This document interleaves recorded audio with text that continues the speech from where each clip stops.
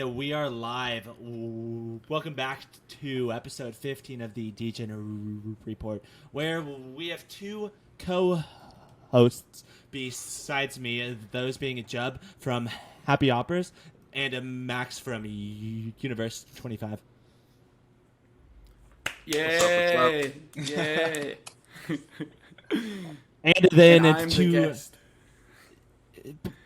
Yes, you are the guest. So people haven't seen you in a long time. It's been like 3 weeks where I've been soloing everything.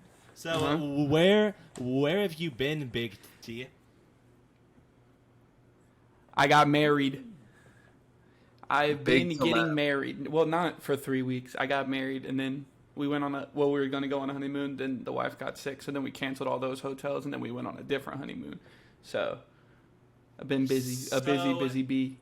So you told us that, but how does that happen?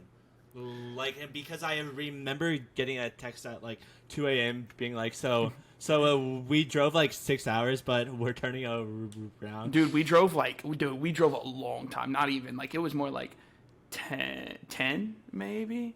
Like, Jub lives on the East Coast. Like, I live in North Carolina, and we drove like all the way almost to Connecticut. Like, we drove a long way and then ended up turning around and driving back to DC. I was in the car driving from like 8 a.m. till 2 a.m. Like, I was in the car literally all day. Yeah, wife got really sick. She got really sick. So then we came home, where we drove back. So 10 hours going there. Your newly wedded wife says, "No, I'm not feeling it. Let's go back." So 10 hours back. So like 20 hours round trip. Round trip. I mean, she was sick before we left. I just thought she would beat it in the car, and that didn't happen. This is the first test of the marriage. Yeah. No, dude, being sick and driving up the New Jersey Turnpike is really like will test you. Like, the New Jersey Turnpike on the East Coast is by far the worst road I've ever driven on in my life. Yeah, like, and I've ridden around the car in like Houston, and Houston's terrible, but the New Jersey Turnpike was, dude, it was insane. Like, you can't even get off of it. Like, you pay to get on it, and then you're like stuck on it until you drive up it. It's so insane. Bro, it's the people in New Jersey and the people in Connecticut all drive, regardless of where you are in their state, they drive like they're in the middle of the city. They are the fucking worst. Yeah, it was wild. But overall, the wedding went really well. Everything went well. I didn't fight anybody. No one got in a fight. It was pretty good. Everyone got drunk, had a good time. Usually, when people get married, because there's like so many factors going on, usually like something bad happens. Did anything bad happen at the wedding? Yeah, wedding or before it, like the planning. There was like a lot of like little things. There was a lot of like little things that went wrong. Like, we all had like matching ties, right? Like, me and the groomsmen. But like we all got tuxes, but we got like our own ties because I didn't want to get the ties from like the tux place. So we all bought ties, but then when we got there, like, all of the, like, I obviously stayed with all the guys the night before, and all the girls stayed together, and they had all of our like tuxes. They like steamed them and had all the ties and stuff. So when we got there, they were supposed to have them, and we were like one tie short, and we couldn't find it anywhere. So like, I didn't have a tie. All the groomsmen had a tie, but then I didn't. So like, everyone was running around digging through like big totes of stuff trying to find it. And we ended up finding it somewhere. I think it was like under a table in a box or something like that. But it literally like 30 minutes before I got married, I couldn't find my tie. Like, no one knew where it was. What else happened? Little stuff like that. Like, shit gets lost and you can't find it, and everyone's like running around trying to find something. Stuff like that. When my parents got married, so much bad shit happened before. Like, the wedding venue where they were supposed to have it, they went out of business, and then what the fuck? Not the wedding venue, but the like after party venue, and then on top of that, my mom's wedding dress got a huge like hole in it, like a huge gash in it. Then that's like rough. my dad's dad, his car got like flooded, so like he like barely made it there. So But the wedding ended up going well. Then they went to a motel. They took over the motel. So, but that's that's the kind of stuff that makes for like good stories. You know, like everyone running around trying to sew up a hole or like trying to find a tie. Like that's what like makes a good story. Yeah, it was a good time though. So kind of going off of that, you obviously like learned that she is the person for you. When did you realize that? Like at what point in like our relationship, or like asking for a friend? Deep. Yeah, deep. I right need off the rip. to know. We've been recording 5 minutes. I would say probably like. I mean, honestly, like it was really quick. Probably like a month or two into like when we started dating. I feel like it's really like cliche, and I'm gonna sound like everyone's gonna like make fun of me, but like I feel like when you know, it's just like a feeling you get. And it's just like like she can do everything that I'm not good at, and then like in areas that like we need to like really like agree on things, we do. Like I can't fix anything. Like if our TV mount breaks, sorry, like I'm gonna just get someone to come hang a new one. Like she hangs up all of our TVs. She built our like dining room table. Like she does everything that's like really handy, and I do everything that's like on the computer, like involves like numbers, stuff like that. You know, there's like little things where like you just like complement each other really well. Maybe I'm just a bad judge of character, but back when I dated my ex, I felt the same way maybe a month. And Max, so you've been dating your girlfriend for a long, long time. How long? How long is long? 4 years. 3 years together, 4 years we know each other. Oh yeah, it's time to get married. Does that count as long? I don't know. Not in this market though. Yeah, so never mind. Not in this market. Getting there. Just maybe when it goes back up to $3. Yeah. Then you get married. We moved in right the day of lockdown. So if you want a test of relationship, we were like, locked in together from day one. So it worked out fine. We actually had a good time. So overall it was good. But I can imagine if we weren't meant for each other, in that way, it would have been a messy situation. Yeah. So even moving out wouldn't have been possible. So it was like you're stuck with me. Yeah. So as of now, do you see her as like being that person that you'd get married to, or is it like she's okay for now? No, I'd say yeah. I think I also I'm in an age where I think I know what I kind of looking for in a partner. I think very vice versa. She's looking like I think that's the advantage of having a couple of relationships beforehand. You kind of know what's not a good match for you, what's is really a good match. You kind of figure shit out in that way, we're a good match in that way. I don't personally. I'm going to say it that way. I don't believe in marriage. I don't plan on getting married. We both agree in same to marry. Cost way too much. Everyone put me down. It does cost way too much, low key. Like you should just go to the courthouse. Yo, Big T, we'll get married. We'll let the other boys not worry about it. Exactly. So it's like a big party. Then talking to Jub, you are also dating somebody, aren't you? Yeah. We've been seeing each other since July, I think. So it's kind of new. So I know it's very, very early, and she's most likely not gonna watch this. But can you kind of see her as maybe being that person? I mean, to me, it's like the way that I always kind of look at it is like, someone who can put up with me, who can also reasonably mother my children, because like.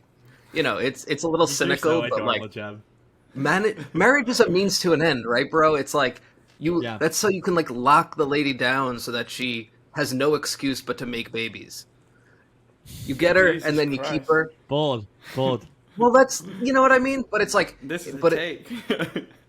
Yeah, I mean, I've wanted to be a dad like my entire life. Same. You know what I mean? Like, yeah, and so it's one of those things I need.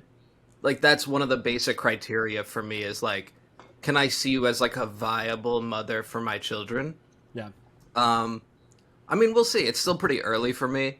But, I mean, if things continue to go as things have been going, I don't see why not. that kind of leads into our next topic that kind of relates to this, but something that I love the most in a female is that she's like motherly and caring like that. What type of attribute do you guys find to be the most important attribute when finding somebody like a life partner? Or for me, it's easy. Yeah. Respect. Like that's the first thing it starts with, and it's kind of a cheap question because everything attaches to that. But in a way, like respect. Respect of your space. So many ways of kind of looking at that. But I think a relationship with lack of respect, mutual, I don't think it's a healthy relationship. And some last forever, but usually with someone being unhappier than the other. So for me, I'd say that. That'd be an easy call. Yeah. I'd piggyback off of that and say, oh, you can go, Joe. No, please.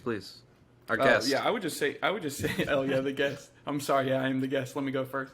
I would just say being like a really good listener. Like Max said, I think everything's going to tie off of like respecting one another, but someone that like listens, like not only like when you're like, mad about something, ranting about something, but also listens to like little things. Like, hey, like this would be really cool, and then the next day like they get it for you because they were like listening to like the little shit that you say, stuff like that. I think that like listening goes a long way, especially like right now. Like the world is insane. Like half of us are just at home all day, like inside, locked up. You know what I mean? So I feel like if you have someone that just kind of like brushes off the things you say, like that's not going to go really far.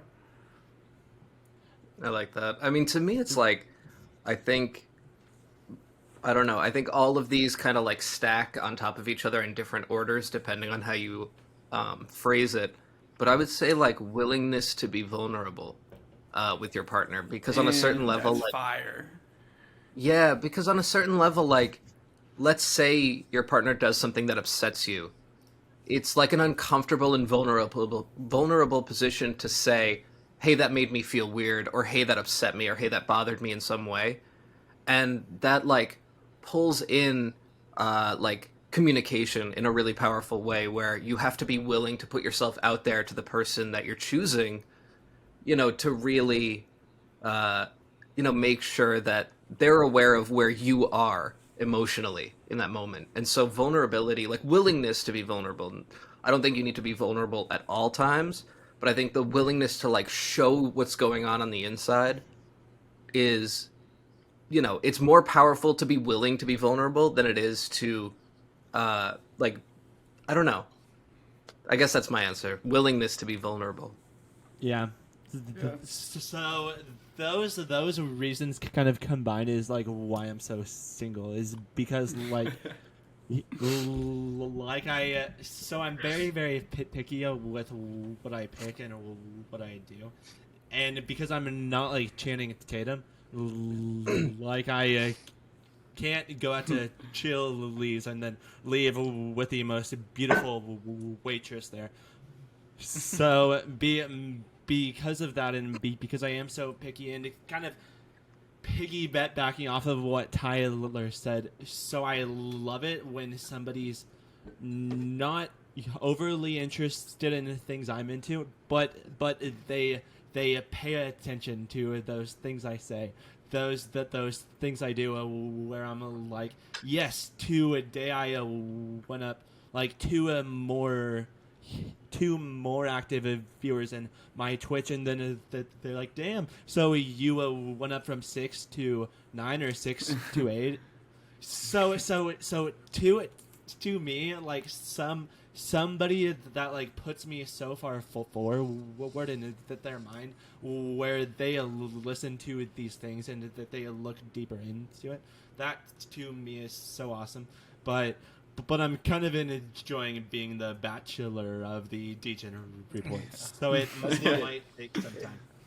I mean, dude, that's something that I find is like really, like having someone who cares definitely matters. Like, people who follow Hoppers a little more closely know that I do the Hopper House Twitter space on Mondays. My girlfriend will call me. My girlfriend calls me every week, sometime between 5 and 7 Eastern, and says, hey, good luck tonight. You're going to kill it. It's going to be a great space. and then we have a quick chat about our days, and then she'll like hang up. And it's one of those things where it's like that level of care, you know, I can't let it go unnoticed, you know? Yeah. It's powerful.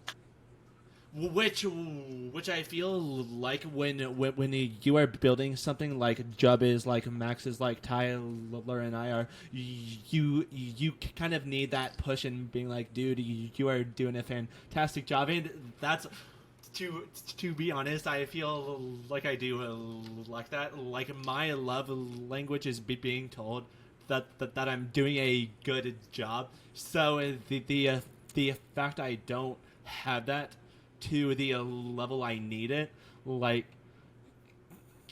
kind of gets to meet me in my own head where I'm like, am I doing enough? Am I doing this fast enough to actually build something? So like Jub said, I feel like that's a big reason why I love having people like Big T, like Jub, like Max, that come in and tell me, dude, you are doing a fantastic job. And I feel like I kind of in a way need that to keep on pushing and pushing and pushing, because these markets are fucking terrible. Like, fucking awful. Yes, yes. What a segue. Things are going up. What a perfect segue. Yeah. But the next topic we'll be talking about is the recent drama with FTX. Big T, take it away, man. Yeah, so I've been kind of like following all the drama. I feel like Max and Jub are way like smarter when it comes to crypto than I am. So I feel like they can like speak to the situation on like a macro level, like what it means for like the market as a whole. But like from what I know it's not good, right? And especially piggybacking off of like the SEC decision that also came down today about what is it? Is it library? What is it called? Library, whatever that. Yeah, library. Calling it a security, basically, like, I don't know. It seems like everything. Yeah, it hurts, and I think that with the FTX thing today, I think that what we're like moving into is a more like Web 2-ish version of what we like love in our little crypto corner of the world, where it's just like one big like like it's basically like they're like Facebook, you know, they're just kind of like bulldozing over like, or BNB is. But I don't know. I guess like I want one of the other guys to kind of speak to like the situation on like a macro level and what it means for like crypto as a whole. But yeah, and then I'll go from there. Who wants to start? Matt, you take it away. Not me. Oh my. Matt, you take it away. No, to me, I see it as this way, like kind of that. From what I kind of started with the FTX situation, you kind of have three groupings right now. You've got the people that believe it's all a planned attack, and everything is going by plan for those high power. You've got the people that think it's a good thing, that Binance is going to bring more liquidity into the market and things are going to push. And you've got the people more on the negative side that are believing that we are just hitting the first bump, and then it's going to go further down. So you never know which group you're going to pick. Honestly, I prefer picking the one that is positive outlook, because that's going to keep me awake in the morning rather than keep working. But it's a thing, like we always, I think the crypto issues also, we always talk about decentralizations and how we want, but if you really look at a macro level, we always are dependent from a big company like AWS. If they decide to shut down the servers, there's no crypto at this point. There's no IPFS. So all the NFTs are gone, because Pinata and all of these people are dependent on AWS hosting systems and everything. So it was always there in a way. I think now, because Binance is more upfront and because it's a finance side and less tech, and that's something that people care less about or worry less about or understand less about, I feel like now they didn't really catch that. But now, since it's more financial takeover, and with Binance, people are now worried about decentralizations, because Binance is becoming just way too powerful in the crypto segment. Even BNB is not a decentralized blockchain. But in the positive side, that's to me is a good point of why I'm proud of, why I'm happy to have chosen Cardano, even though it's not the easiest. But I still believe that overall we are kind of in the forefront of decentralizations in the way of our SPOs working, and the distribution is like, even with ETH, with their merge, they're not decentralized yet. There's just major pools. It's not decentralized in a proper way yet. They have time, but in terms of right now at this time, I'll put my hands out there. I think Cardano is the most decentralized, without maybe factoring all the SPOs that are running on AWS, but that's a different topic for another day, I guess. That's why should we hate Amazon topic? I'm not ready for that one. I'll tell you why. As a former employee and the best employee there that got fired because I ran over a old Asian lady. Oh, Jesus. Fuck Amazon. Yeah. Bezos out here bullying people. No, but I think that yeah, I tend to like see like the more. I mean, Mitch always makes fun of me. I'm like a doomer. Like I tend to like kind of peer into the bad side of things most of the time. But yeah, I think that like if you zoom out, there's really like Coinbase and Binance, and they like basically are kind of just fighting for like more market share one after another. And I think that like wanting to live in a decentralized like world, I think that really like does suck, because like when you zoom out, it's literally just the two of them, and you see like with the whole FTX situation, you see Binance just like literally take advantage of FTX like over leveraging themselves and like literally just making them bend the knee, basically like forcing their hand because they had nothing else to do. So I don't know. I think the Luna situation kind of hit more personal for like a lot of people, but this like on like a macro level is definitely like way worse. I think this is kind of like the first major public attack on the dream of crypto, because we all insist on believing in what crypto is going to bring towards financial independency, decentralization. So if you really put in a romantic value, forget about the tech. We all want fuck the banks in a way, that kind of mentality. And I think this one is the first personal attack that is kind of putting that at jeopardy in a way, compared to Luna. Luna is just, we've invested in another failed company. That happened in Web 2, that happened in Web 3. The Napster times, back in Web 2, Napster was pumping, but with VCs, that happened all the way. So it's just another Monday kind of situation in crypto. But this, to me, I kind of, for me, was that first time I was like, okay, this that future that I had in my mind might not happen exactly the way I pictured it, or the way that we, kind of love hearing Charles talk about it. We never know. I try to stay optimistic when it comes to that. Yeah, I don't know about what say you?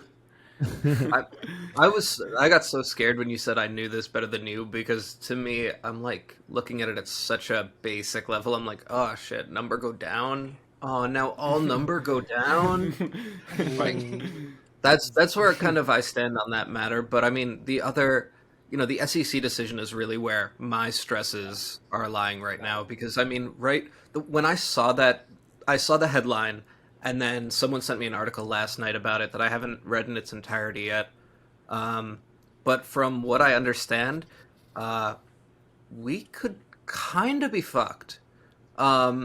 You know what I mean? If it becomes kind of established precedent that, everything from ETH to ADA becomes labeled as a security, then everything that derives from those securities also becomes a security. And I mean, I joked in Hopper's chat today, like, does it count as a rug pull if the SEC kind of like just kind of wrecks us entirely? Like, does that did I rug if we end up getting caught up by the SEC and ADA as a security, and now, you know what I mean? And so, it puts us in a really perilous position legally. I think we can kind of assume that, like, people are now worried about ADA now being in jeopardy because they don't know how the token distribution happened during the early stages. I think we can all kind of rest assured that ETH and ADA and all these like token have been doing their due diligence when it comes to registering their company and all of that. The problem is exactly what you tapped into with the second layer when it comes to tokens under that, where we in our ecosystem, you're talking about the Clays, the 8s, the DERPs, and all of these tokens, which during their era when they launched, they did their due diligence. I know personally from DERP, they really did their due diligence with knowing that, because they're from Germany, and I know Germans, they don't fuck around with this kind of rules. So he made his due diligence, but now this rule is happening. How is a project going to react with that? And we were fortunate enough with Universe when we were actually planning on releasing a token with our stake pool. But I had a lawyer say, hey, look, don't because I was lucky because it was coming like kind of that Swiss crypto valley, so where all Cardano Ethereums are registered, and that lawyer was from there. He was like, look, he's hearing weird stuff from the grapevine that he can't really talk about, but don't open a token because the government's not going to watch for much longer, and there's been too many things going down under that things that they can't ignore it any longer. So we kind of, additionally to other reasons, we decided I can't take that risk, as a founder. So yeah, that's something we're like going to have to re-explore for hoppers as well. I mean, we were talking about a non-DEX token, one that has no monetary value, but even a step further to keep things safe. Like, now that this decision has come through, it's something we have to like kind of reevaluate for the safety of the longevity of the project. Mm. Yeah. Well, I think even the UK is talking about 2 years jail time. It's like, oh shit. Yeah, well, and I think it's becoming quite serious. Yeah, and I think everyone kind of scoots to the edge of their seat when the SEC brings down decisions, because I think while you do see like a lot of more crypto-friendly countries, I think that like a lot of these countries are waiting to see like what the US does. Like with the SEC and the exchange commissions, I think that like we are going to kind of like lead that push. Like if we push against crypto, I think a lot of other countries will follow suit.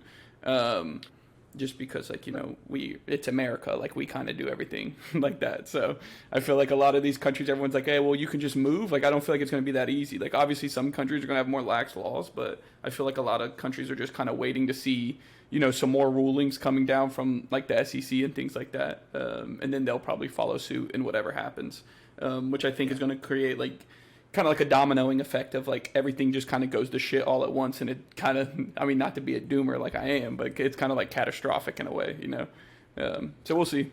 But the problem with crypto is really everything is a ripple effect. Like this mm-hmm. FTX news kind of created, like, it's crazy that this little news, well, little, but like this news can kind of impact blockchain throughout the top hundreds. It's quite scary that we are that early in the stage of that little ripple effect can kind of really make a big impact. And I think I agree with Jub. To me, that notice was more worrying than the FTX. I was like, okay, we're going to recover from that. It does maybe jeopardize the dream of it that I maybe love and believe in, but I believe in it still. That one is hurtful because people can get burned that I don't think should be getting burned because they were just building something fun. They were doing something cool. They were doing it with the best interests. Yes, scammers exist. So I would be really, that would be really, a bummer if, these people get burnt for whatever reasons because, that rules wasn't set up back then. So I really hope things settle out in the right way for that. Yeah. Yeah. Same. But I mean, we can kind of scoot along from the sad topics to maybe something that might bring a little bit, I don't know, it's a little more joy in the way that I view it, which is like the whole topic of royalties on like all the major platforms. Such, Magic Eden made theirs optional. OpenSea is talking about or rumoring to want to follow suit, and I've seen a lot of people tweeting about this, like Jack, Salad, like a bunch of people tweeting about like this kind of puts Cardano in a position to where, like, if we really do the right thing and do everything correctly, like, we could really kind of, like, absorb a lot of these artists that might be thinking about launching on other blockchains, but, with the royalty situation, really find, like, that it would be more suitable to come over to Cardano, which I think, obviously, like, more exposure, more, I don't know, like, more different styles of art, different artists, things like that. I think that is all a good thing for Cardano, so... to me personally, I think that it puts Cardano in a good position as far as like NFTs are concerned to really kind of grow and catch up to these other like major platforms.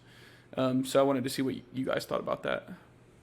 I think it's crazy that we're even having this discussion in Web3 of like whether or not we should have royalties. Like, to me, it rings so true to kind of like the mission of, at least like my vision of what Web3 can do for artists, is that value of royalties.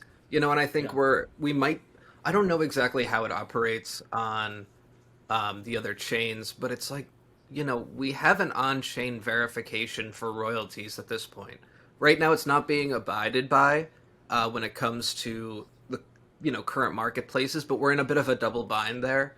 Like, I'm not going to say that, Space Buds and Pixels and Claymates shouldn't have royalties because they minted before, the SIP standard for royalty tokens was even created, right? Yeah. So we're in a position now where like some of our most appreciated OG projects don't have royalty tokens minted to the blockchain, and so it puts us in this place where we can't really like say, well, we have on-chain verification for royalties, because that'll leave out so many of these projects that in some cases are living off of royalties but are also like really beloved projects.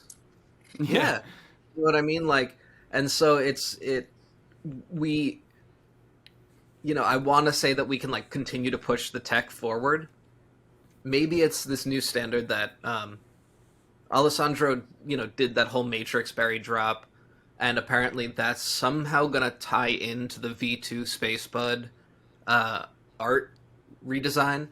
But if he finds a way such that we can like reopen policies and mint a royalty token after the fact, then we can position ourselves to kind of say like, no, it's guaranteed, it's on chain, you're going to get your royalties as long as you mint your royalty token, and then give that automatic protection to our artists who come to our chain, and that'll really make things really sexy and appealing. Yeah.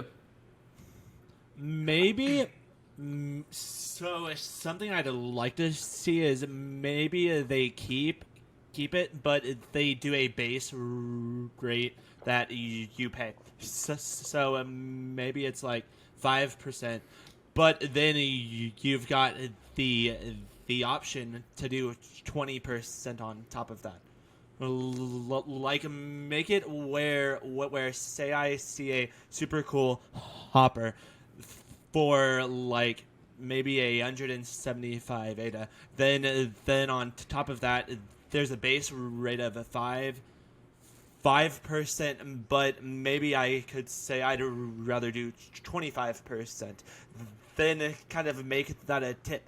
But to make it where you can pick to not tip somebody at all, like being in the US where we tip for everything, makes 0 sense to me.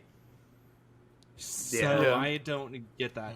But after working in the service industry, like I've become like an over tipper. You know what I mean? Like I went to a restaurant on Saturday and the service was horrible, and like we wanted to order sliders, and we were like, all right, we'll take 1 brisket, 1 hamburger, 1 bacon explosion. And she was like, no, it's all 3 of one kind. You can't pick. And as someone who worked in the kitchen, I know how that shit works back there.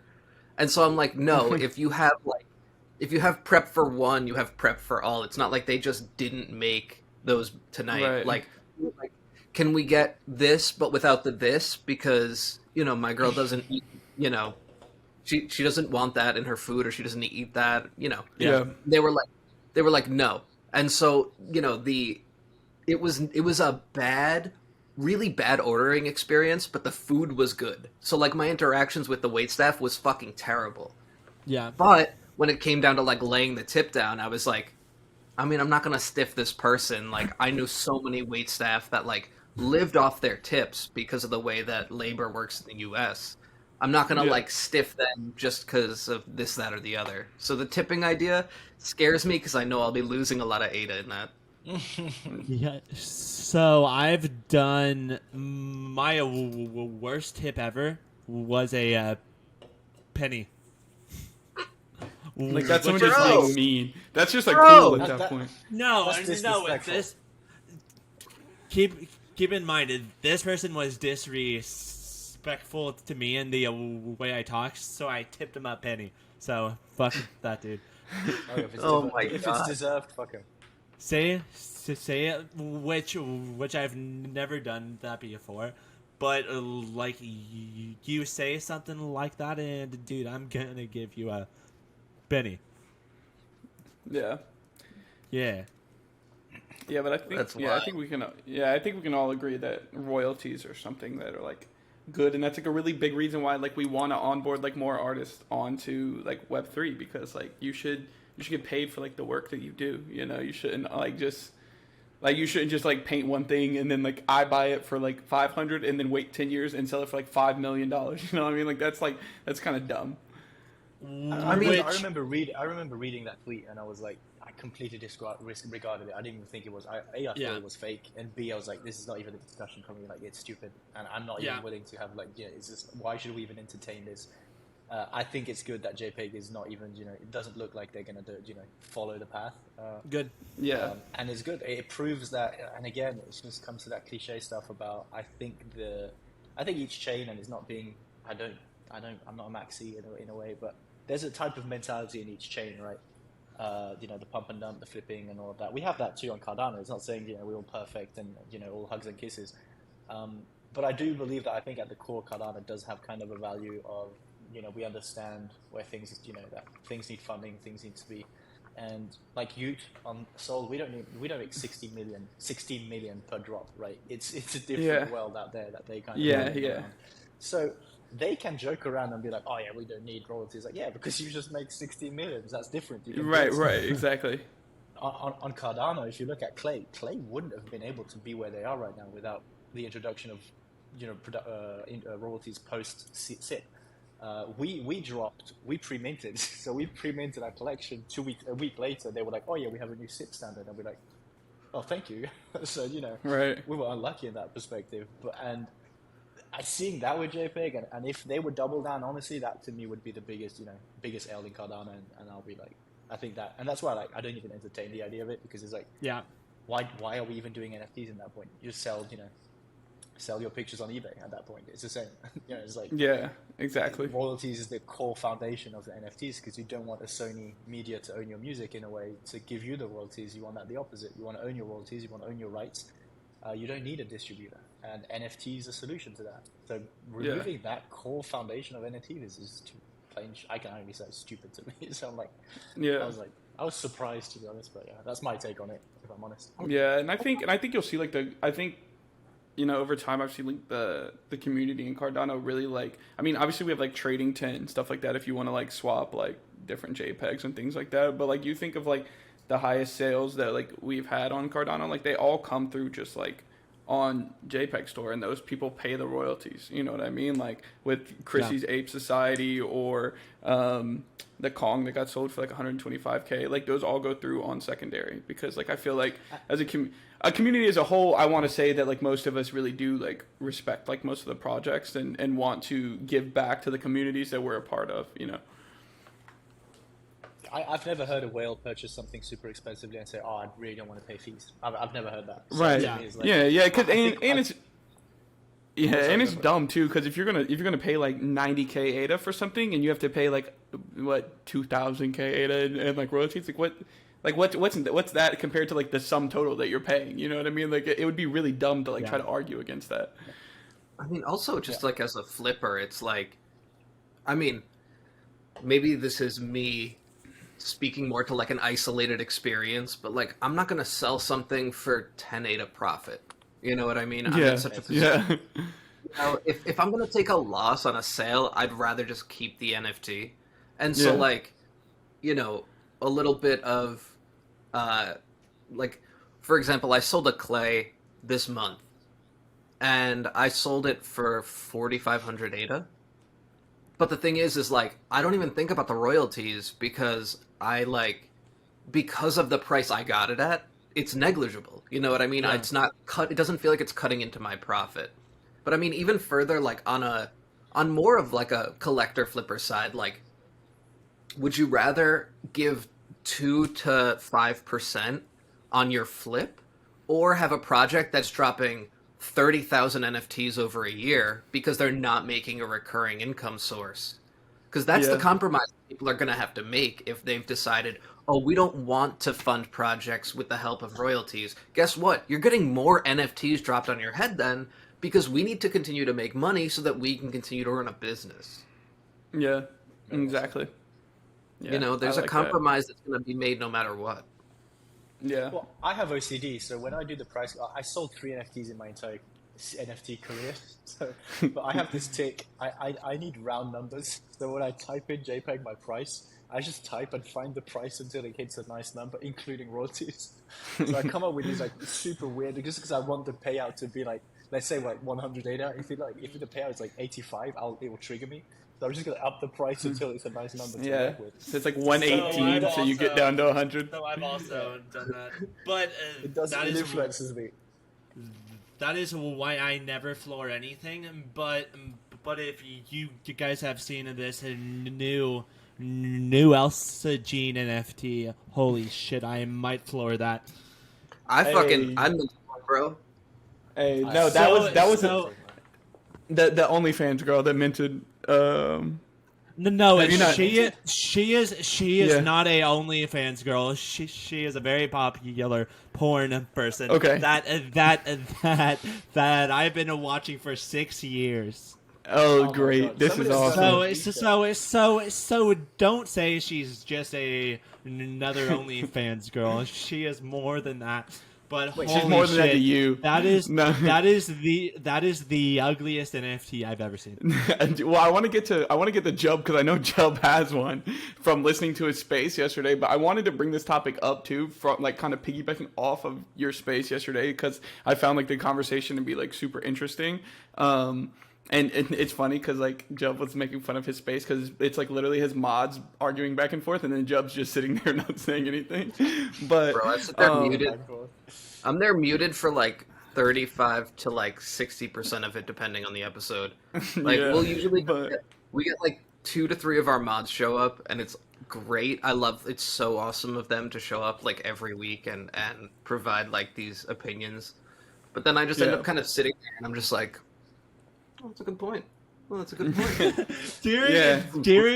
During it yesterday, because I go live at 6:30 every day, like a Jub came in and like began talking to me during my Twitch broadcast, and I'm like, dude, shouldn't you be doing your Twitter space? And he's like, shh, I am.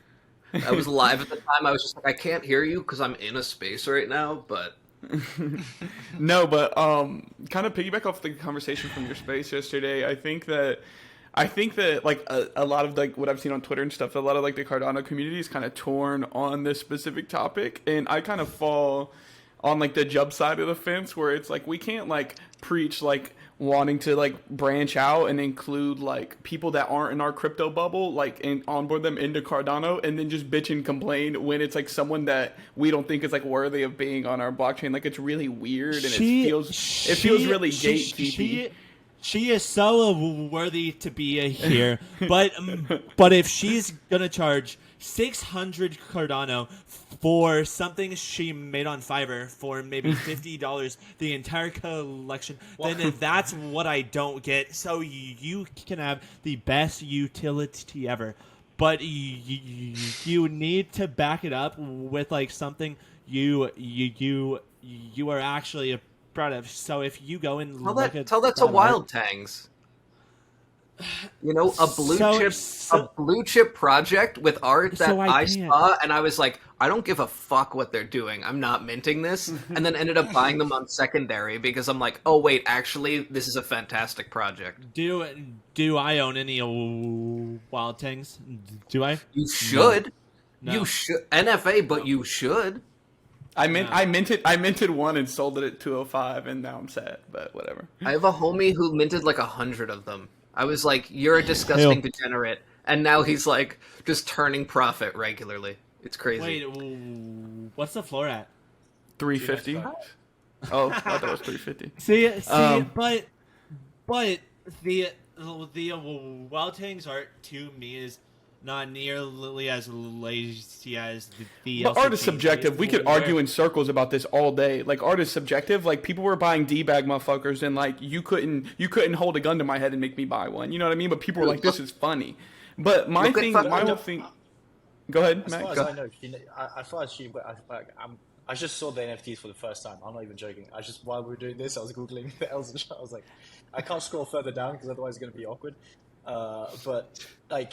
I agree. It's not my type of it's not my cup of tea, but I don't think she ever branded it as an art-based project or an art project. It's kind of like an access pass. It's it's like a member pass to whatever she's creating.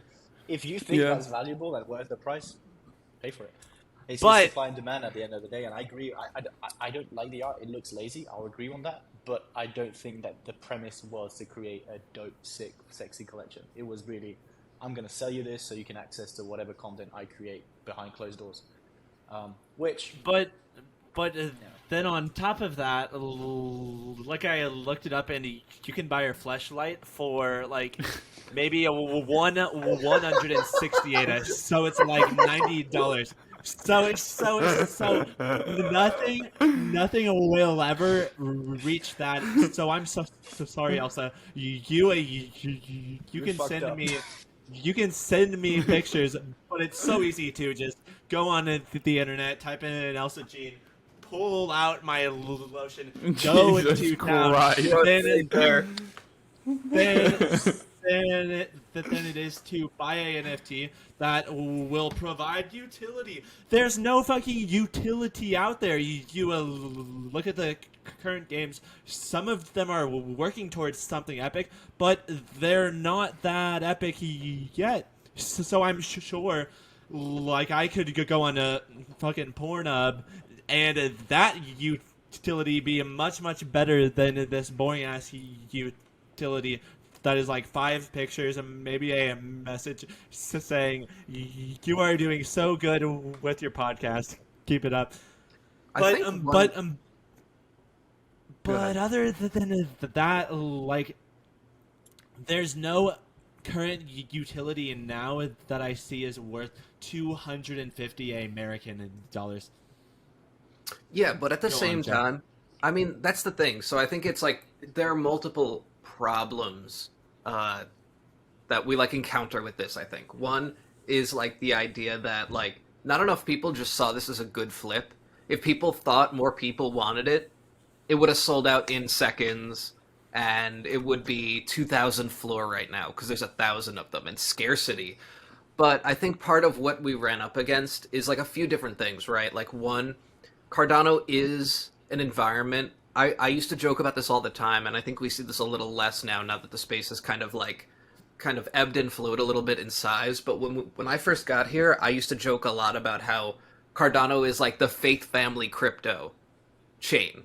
You know, every fucking fifth person I'd see on Twitter, it'd be like, I love crypto, I love my wife, and I love Jesus. And guess what? Those guys are not going to buy the porn stars NFT.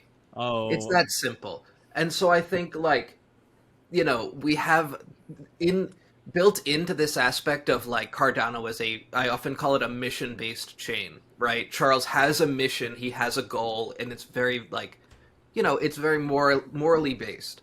And I think like a lot of people kind of follow that in their own way, and in some cases that is religion. And if you are very adherent or very, you know, like pure in that kind of way, you're not going to want to support this kind of content creation. You know, I don't think that I don't know that for someone who's a fan of her, that a dead rabbit is going to give them the same amount of content that her NFT would. You know, if they consume her content, never know, man. If they consume her content, they might get more out of Elsa Jean. I mean, bro, I'm shopping for another rabbit right now because I'm a huge fan of that project. I'm a huge. I mean, I just, you know, we had a long. I feel like every like 2 to 3 episodes of my Twitter space, Hopper House, becomes a Dead Rabbits conversation. Just because like everyone in my team and everyone in my mods crew is like, we're all big fans. It's because they're adorable. But I almost wore the shirt today. Looking at this Elsa Jean floor, it's at like $4.99. So maybe I might pick it up soon. Floor is falling. Just at a discount because I don't. Why floor no go up? Let alone ugly shit. Calculate the. Yeah, can Dev or Elsa do something, please? Elsa, please. Calculate the fleshlight to NFT ratio. So I did it, and you could buy it for 60% less. Mitch is trying to make some very financially sound decisions. Is it Black Friday next week or something like that? It's the week after, I think. It's the week after, I think. See, but am I going to buy a fleshlight? maybe. But you also live with your parents, so make sure it comes in like secret packaging. You know what I mean? You don't want it to be labeled on the front. The packaging is supposed to be super concealed. It's supposed to be very good, from what I've read. No, you're just gonna see Elsa like this on the box. I'm looking forward to you. Like cheeks. Oh my god! Open don't finish. Wide. But I mean, like, the reason I minted is not I'll be very honest. Like, I did not know who she was by name before like this whole dust up about her minting. Yeah. You know what I mean? I know all of them, man. Yeah. Like this has been my life goal the past like 70 years to know every prominent like person, male, female, like learn all of their names, watch all of their videos, their content, bro. I know every mole on every one of their bodies. Every mole. But, maybe even we should move along from this. I think we should move along now. I'll just say one more thing. Oh, go ahead, Max. No, I'll tag along after you. Just that this. So we came from this conversation off of the discussion of royalties, and I think it's the same kind of prevailing point when it comes to both, right? It's about like ownership of the content you create, whether we're talking about a virtual and digital artist, or whether we're talking about an adult entertainment content creator. You know what I mean? I think ultimately it's about continuing to have a stake in what you create after it's disseminated into the public. Yeah. And so that's part of the reason I minted, was I was like, I don't know who this chick is. I'm not going to go and check out her OnlyFans. I'm not going to go and use whatever utility is being offered through this project. But I want to support bigger names coming through and coming into the space because they recognize these values of ownership in the virtual space that goes beyond just being able to sell it once, and that's the profit you take from it. Yeah. Yeah. I had my best buddy IRL, so I told him about it, and he's like, no way. But so he like signed up for it. He got the email. He checked the value, and it said $250, and he's like, no. But let's say it becomes. What if it's a 5-year program, and she's like continuing to support the content for 5 years, and someone's going and spending what, $72 per year? What is it, like $6 for her OnlyFans? Something like that. Yeah, so $72 times 5. I'm just saying it because he doesn't need to know he has the NFT. So it's like $6, exactly. I think. Exactly. I think he paid his due. Maybe $6.32. So we'll say $6. So I mean, if she supports this for 5 years, guess what? You just made $150 for buying the NFT as opposed to supporting her OnlyFans. But do I think that I'll need some porn actress to show me her butthole every week in 5 years and it's 3 years? No. Are you pretending like you don't need it every single day? Is that what I'm getting from you right now, bro? So I'm saying I don't need it. See, now if you put it into a everyday value, and if she makes content every single day, then maybe that $250 isn't too bad. But holy shit, my balls would be so dry every day. But because of that, I don't see the use in buying it now. If you're saying, oh, you'll need it in 5 years, because maybe I might fall in love with the most beautiful bikini babe on Twitch. Never know. But because of that, I don't see this like, you're gonna need to jerk off in 5 years, because maybe I won't need to jerk off to this in 5 years, Joe. We'll agree to disagree. Max, what was your point?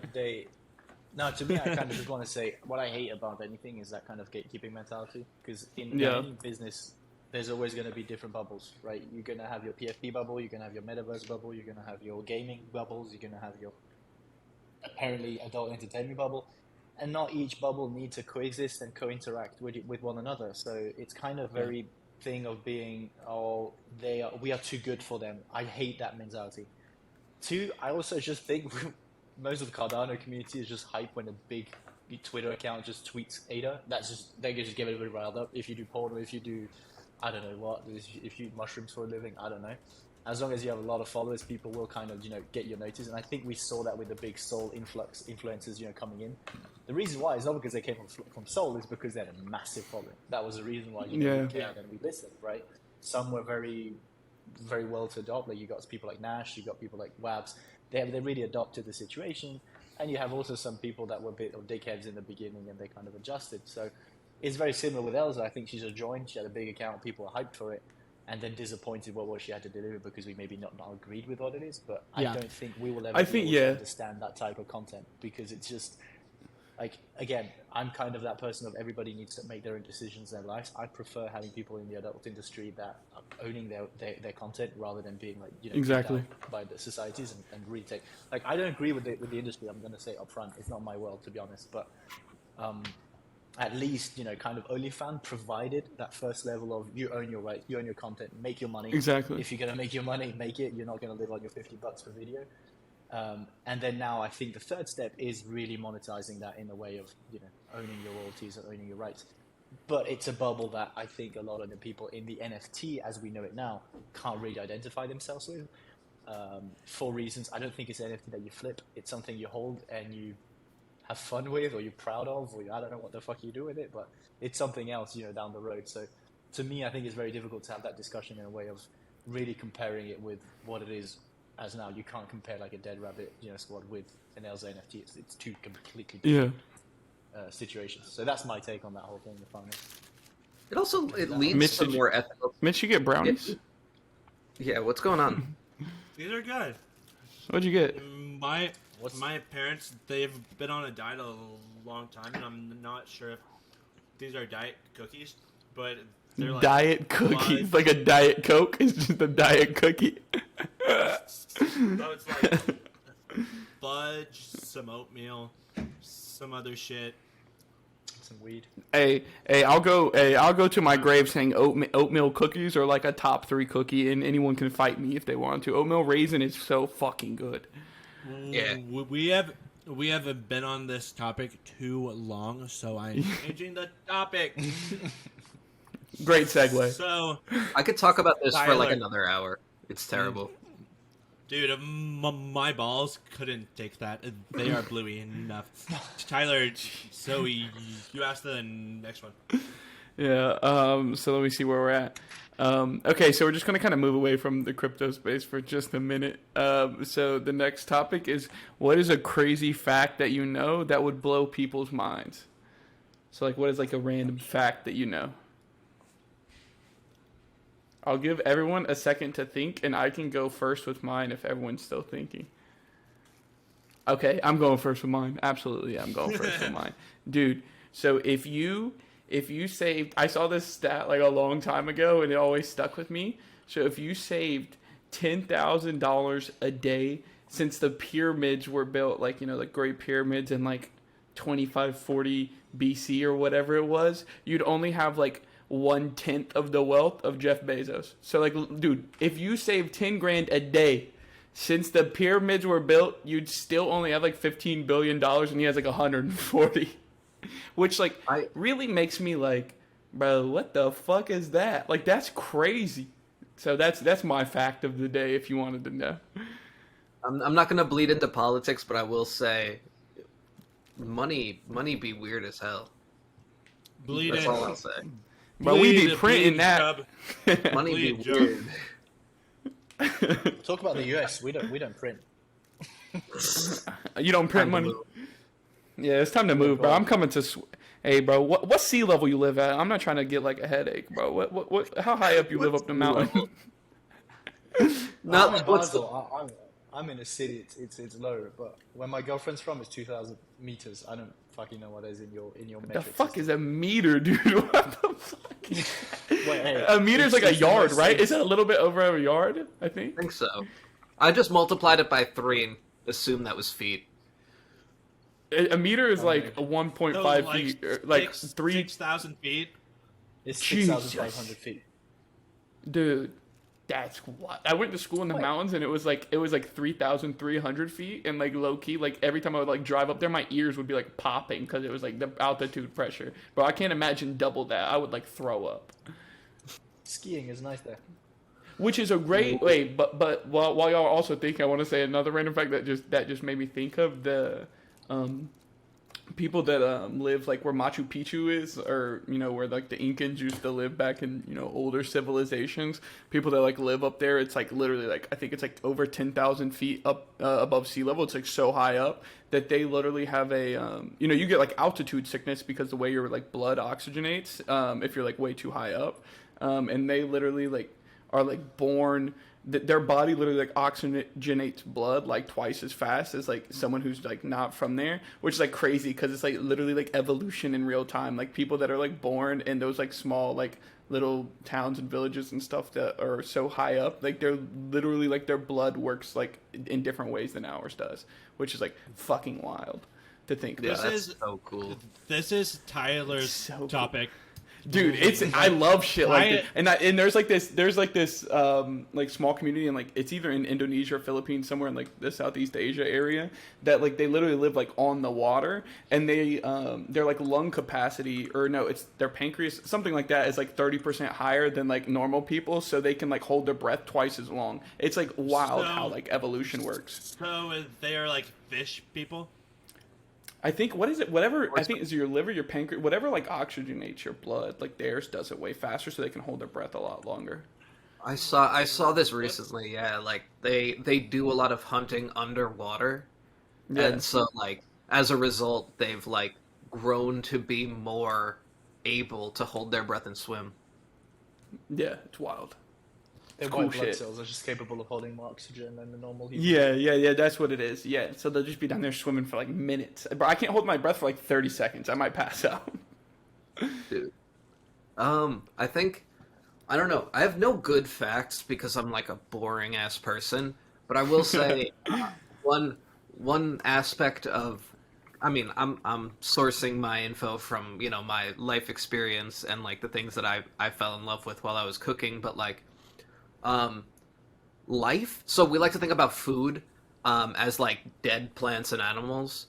But the things that are extremely healthy for you are things that we eat that are still alive. And I don't mean like the fact that you kill a lobster in order to eat it. I mean things like pickles, kimchi, sauerkraut, bread. All of these things are manipulations of living organisms as the product is being created. So like when you see like your food like bubbling as you're eating it because it's fermented, those are live and active bacteria that are good for your gut flora but they're not, not in the same way that we look at like an apple and we're like, oh, this has been picked from a tree. It's been taken from its life-giving source. It's effectively dying and rotting in real time. Pickles is another, a pickle made in the traditional sense is actually like good for you. Don't get me starting on fermentation. We could do like 2 hours of that's cool, but I literally hate like fermented anything, like pickles, fucking like anything like that. I can't stand it. Come to Switzerland. I don't like vinegary things either though. Like you could pickle like onions, you could pickle anything. I just don't really like the vinegar flavor. I used to take pickle back. I'll eat a pickled onion if it's like a little bit and it's on like a cheeseburger because it's like I don't really taste it, but I'm not just gonna fucking eat one, like eat like a spoonful. Dude, that is like something that the Asian cultures do so fucking well. Yeah. Like I went and got some like kimchi and some meat and some like pickled onions, and I like put it all on the meat. Holy shit, fucking bomb! So Big T, you would never take a pickleback shot? Oh, dude, I would throw up so fast if I had one of those. I've had one before, and I don't even like pickles, and it almost made me puke. Like it's so fucking. Bro, awful. I love them. I'm like a basic dude when it comes to like going to the bar. Like you can just give me like a straight shot of Tito's and I'll have like a great time. But I don't want to drink anything weird. A pickleback shot is a shot. At least in my experience, it's typically of like a whiskey or a bourbon, and then it's chased with a shot of pickle juice. That doesn't sound too terrible. I want to know if I have some pickle juice now at the office. It's so good. It's so good, dude. I gotta try it. I do my own pickles at home, so I have pickle juice just not in the office. But I would have done. There's a lot of people like in the U.S. Like a lot of people like drink them. Like both my brothers like them. Like a lot of people like them. I just don't. That is like so country, though. I don't think it's very like country. I mean, maybe it is. I mean, I live in the South. I would have associated with that frat culture that you have. That would be something I would associate with that from. I don't know. Every time I'm like around like frat boys, they do like Irish car bombs and shit like that, like wild shit. Oh yeah. So we just drink Jaeger bombs. Yeah. You're just like drinking like bourbon or whiskey in a glass. Like everyone else is drinking wild shit. But yeah. So I found a fun topic. And by a fun topic, a fun answer to Tyler's topic, which is most people fall asleep in 7 minutes. That's gotta be not me. It takes me like an hour and a half. That's because you are on your phone fucking bitching. You know, it really is. It really is. It's like the blue light levels like really fuck with like your like if you try to like fall asleep quickly. But it's like not even like my wife. She'll literally like be on the couch looking at her phone. She'll be like, "Damn, I'm tired." Close her eyes and be asleep in like 30 seconds. And I'm like, "What the fuck?" Like I wish I could do this. How? Nah. Tell me how. Nah. But I'm also weird where I can't sleep in like the pitch dark or like the quiet. So I always have the TV on, so it probably doesn't help me sleep either. But that's weird. I have to sleep. To sleep with the TV on. I've slept with the TV on since I was a kid. Like if I go to like somewhere and like I have to sleep in a room where there's no TV or it's like not on, like I probably can't sleep. Like it's just really weird. My brain is like so ADHD where if there's a lantern or a lamppost on outside, like I'll be up for 7 hours. Like even if my eyes are shut, I'm like, there's a lamppost outside. Hey, welcome to that. That is, but that is because we've got ADHD. Max likes super bad ADHD. I got OCD that I will start thinking about. Like my OCD will trigger me when it comes to sleep. I'll be like thinking, did I do that today? Did I do this today? Did I do that? Did I like, Same. That will be my level of that. So I take about 2 hours, I'd say, to sleep.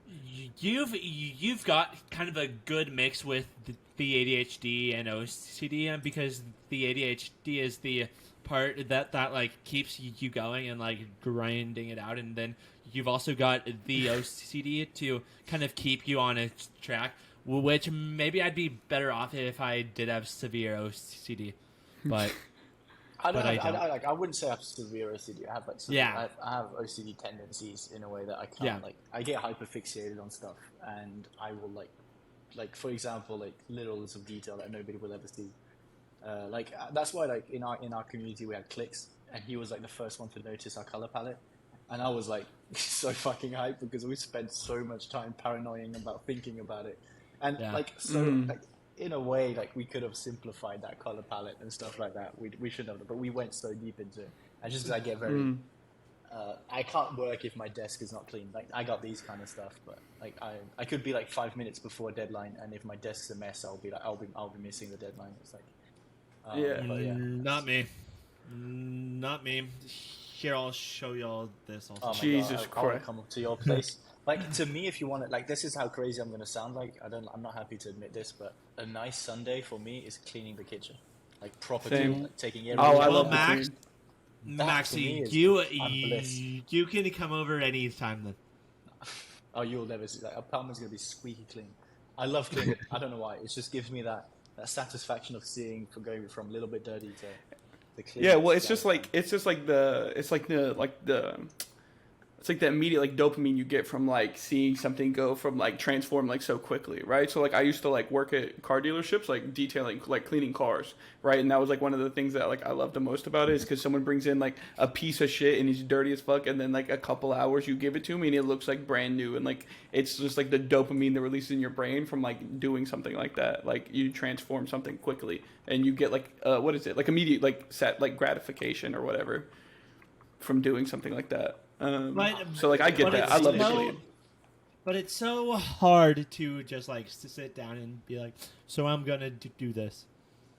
Like I've got a bad work balance because all I do is work. So there's no like leisure time to go pick up my desk or. You gotta just you can't. It's because you can't stay up until 4 a.m. If you stop staying up until 4 a.m., you probably can. True. But I have gotten back into anime, so before I had to go to bed at like maybe a midnight, 12:30 or 1. Now it's like 2 or 3 or 4. So Bro. I need to fix that. Did you see that shit that dropped this week? With the so Palmer Luckey, the guy who created the Oculus, I believe, just announced that he created a headset like based on the same premise as Sword Art Online, where if you die in the game, you die in real life. And it's like, what the fuck? Yeah, dude, it's insane. And so it's like a headset with these like big rods coming out of the front. I don't know how it's supposed to kill you, but apparently he designed a headset that if you die in the game, you die in real life. Why? Yeah, that's hardcore mode to like the extreme. That's great. That is Sword Art Online. Look, that was one of the main premises behind Sword Art. That's such a bad look, though. Well, that's so dumb. That would be a proper metaverse project that I would actually be happy to fund. That's what you want, right? That's real life. Yeah, that's real life. The murder of there's consequences to shit you do on the internet. Yeah. Hey, so imagine putting it on the end of like some Twitter shithead. So whenever they FUD your favorite NFT project, you've got a remote, so you can say, "Hand him," and then he's dead. That's how the movie Saw started, no? I don't know. Bye, Job. Bye, Job. Adios, Job. You never seen the miss Saw you. movie? Just moving. What movie? Oh, what do you mean, Soul? Saw. S-A-W. Saw? Oh, I thought you were saying soul, like you have a soul. No. Yeah, I've seen Saw. Yeah. He's got a British accent. He's got a British accent. Bollocks. I'm in court with Jack and Lewis every time, and they blame me I'm a fake British, and you guys tell me I'm a British, so I can't make anybody happy at this point. Yeah. So I've been. I'd be sad if I lived in the UK. Doesn't it rain? I don't live in the UK. But yeah, I'm just saying, if I did, I'd be sad because it rains all the time. Rained a bunch over here recently, so I'm basically. I literally, dude, a couple weeks ago. So one of my wife's friends that she lives in Dallas, where Mitch lives, and she like flew in for the wedding, and she was flying back. The day she flew back, Dallas had like really, really bad storms, like tornadoes, like big bad thunderstorms, shit like that. And I texted Mitch. I was like, "Hey, like, are you good?" Like, because I saw there's like bad storms. He's like, "I don't know. I'm sitting here playing games. Like, I haven't been outside all day." And I was like, "Dude, there's like tornadoes going through Dallas, and he's just on fucking Overwatch or something, playing fucking games, watching anime, covered in a blanket, wearing a." He literally was like, "I don't know. I haven't been outside, so I don't know what's happening." Bro, the amount of days that I have that conversation is more than I'd like to admit. Someone's like, "Oh, how's it's so beautiful out today. Have you been outside?" And I'm like, "Nope." I mean, maybe I'll do it at some point today. Then might go check the mail. You would go put a big blanket on over your head, and you would go log in to the Appy Hoppers Discord. 24 hours later. Yeah. That's funny. So Halloween had just passed. Did any of y'all do anything fun? I hosted a Twitter space. Sounds pretty lit. It was Monday. So. I went to bed at 8 o'clock. Yeah, nice. Wag me. Nice. You didn't take your kids out trick or treating, Max? No kids that I know of so far. That you know of. If you have a kid, are you gonna name him Rufus or whatever your what is it, the bot in universe? Ziggy. Ziggy, yeah, Ziggy. The wallpaper. That would be a cute kid name, Ziggy. Yeah, I'm part of the no kid group, so I'm not planning anytime soon. Another controversial topic to start with. Yeah, we gotta have every. Well, that's 4 on every week. This is great. Everybody just controversy after controversy. 2v2 every time. So, but kind of going back to Halloween, what are y'all's top 3 favorite candies? This is a tough one, man. Max is gonna say something like he doesn't eat sweets. Here it comes. Look at his face. I know it. I know it. Fucking call. This guy's out of here. So somebody kick him. Somebody. Yeah. Can devs do anything about this? Max. So rather than that, your top 3 pickles. least favorite candies. Oh, least favorite. Like if you had to eat it, you'd be sick. Bro, this question stresses me the fuck out. Don't even ask about lead. I eat so much candy. Reese's Pieces is gross. Okay, that's facts. That's facts. Reese's Pieces sucks, but Reese's Cups are like top 5, but Reese's Pieces, like the little ones, are trash.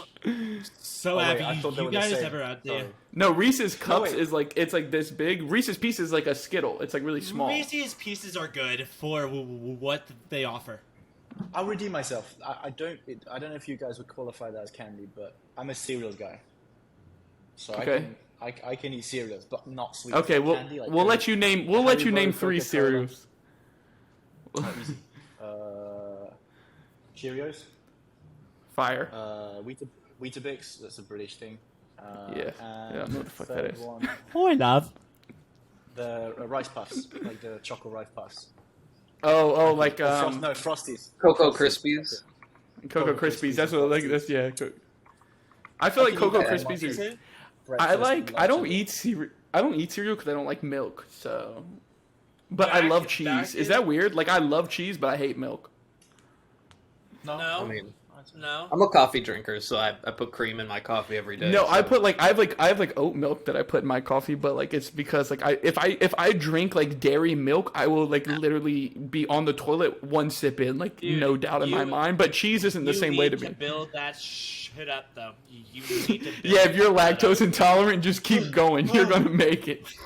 Yo, that's actually another crazy fact, which is that in order to make cheese, what we've done is we've harvested rennet, which is it's a chemical inside of like cows' stomachs to make cheese, and we think we discovered it accidentally. Fuck. People think that cheese was discovered accidentally. Don't tell me this. I do my own cheese at times, and it's pretty gross. If you like, it's a weird process. Oh, with like a cheesecloth and everything, like yeah. That's tedious. I don't know. Okay, but I'm going to list my 3 top candies because as a sugar lover who eats tons of candy, I will go with my top 3. So I'm going to mix in 1 chocolate and then 2 like strict candies that aren't chocolate, right? So first and foremost, top candy number 1 has to be a tie between Sour Patch Kids and sour gummy worms. Like the trolley sour gummy worms, fucking heat. So good. Sour candy's not where it's at ever. Number 2, you're an idiot, so don't tell me that topic, because this sour candy is my favorite. So number two is I'm gonna throw a chocolate in there. I'm gonna say Reese's Cups are probably like my favorite chocolate. Reese's Pieces. Reese's Pieces are trash. And then number 3, I'm gonna say the Nerds clusters, not the rope, not the regular Nerds clusters. They come in the little gummy ball. Dude, the rope, the cluster is basically like the rope, but just cut up into small segments. That is fire. That's my top 3. So now we know that Tyler has a shit taste. Yeah. Job. We recorded a pod one time, Mitch, and you literally bit a whole tomato like it was apple in the middle of the podcast. And you're telling me my taste is bad. You're biting tomatoes like it's apples. Oh, pretty good. That's perfect. Next time you have me on, I'll do that with onion. Listen, on my screen, it's like me and Jub's under me, and then it's Mitch and Max. I'm leaving Mitch and Max on this side, but I'm not. Me and Jub agree on a lot of things. You two can stay on this side of my screen. I'm not talking to either of you. I visited George early this year in the US, and he made me try nerds. It's just sugar. Why don't you just eat sugar? Not that. Yeah, that's why it's good. That's why it's good. It's just sugar. It makes no sense. And this is why Americans are obese, because we eat sugar balls. Like, it's great. That in our sodas are like that big. Oh, dude. Yeah, dude, I laughed so hard at this guy on TikTok this guy on TikTok that's like Australian, but he like moved to the US and he makes videos about like the size of US drinks, and it's so funny. He's like I went and got a coffee from Starbucks and I got the biggest cup they have. He's like, look at this thing, and he holds it next to his head and it's this tall. And he was like, what the fuck is this? I'm sure with this, you guys are gonna hate me. I think the most vile thing I've ever drank in my life was Mountain Dew. Hey. I had that for the first time in the US. Oh, stop it. Diet Mountain Dew is my favorite soda. I used to drink Mountain Dew every day, and then I hit like 25, and then immediately was just like, I don't have the palate for this anymore. Yeah, dude, I'm telling you, it's different for me too, because like Mountain Dew is a Pepsi product, and Pepsi was like started in North Carolina, like the state that I live in. So literally anywhere you go, like if you go to any restaurant anywhere else, most of the time, like in any other state, they have like Coke products, right? Like Coke's like, Coke brand sodas. But in North Carolina, you will be like hard pressed to find a place that doesn't sell like Pepsi products over Coke products. Like that's all you have. So growing up, that's all we have to drink. If you go out to eat and you want like a soda when you're a kid, all they have is fucking Pepsi and Mountain Dew, because like Coke, it's the state. Coke like this is from my state. I'd rather drink a water than a Pepsi. Pepsi.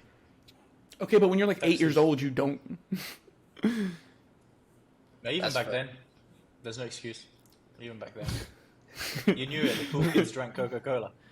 Hold on. Yeah. Hold on. I'm currently flooring all my humans at the moment. but going a bit back to talking about candy, Jub, you seem to be a bit of a sweet tart. So, what's your favorite candy? Sweet tart. I don't know about how broad this is. You like came into my fucking candy kingdom and are asking me questions to pick favorites. So like I gotta ask a leading question here. Like, if I wanted to say like a plain chocolate bar, am I allowed to specify what company or brand we're talking about? Yeah, I'd say categorize it by companies. I think it'd be easier, because otherwise. Yeah. Okay. Because if I'm no idea, Chubb. I think in my top 3 we've got a plain chocolate bar, but it's not fucking Hershey's. You know what I mean? Okay, but let's go. Hershey's is mid. Hershey's is so mid. Bottom tier. It's mid.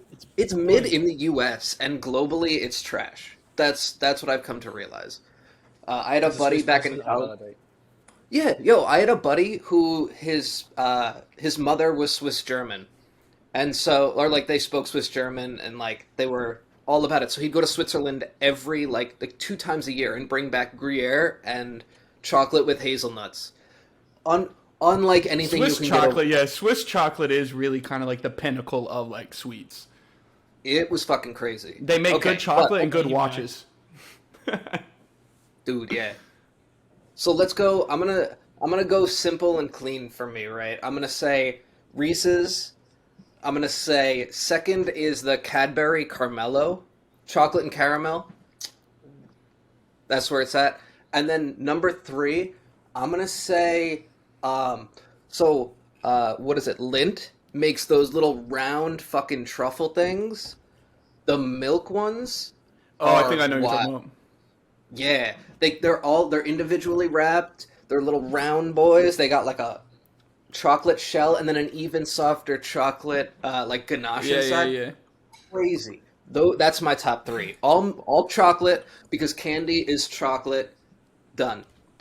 We can then I have to revert my vote back because I thought you were talking about candy because we differentiate that Swiss people. We say candy's trash, chocolate's good.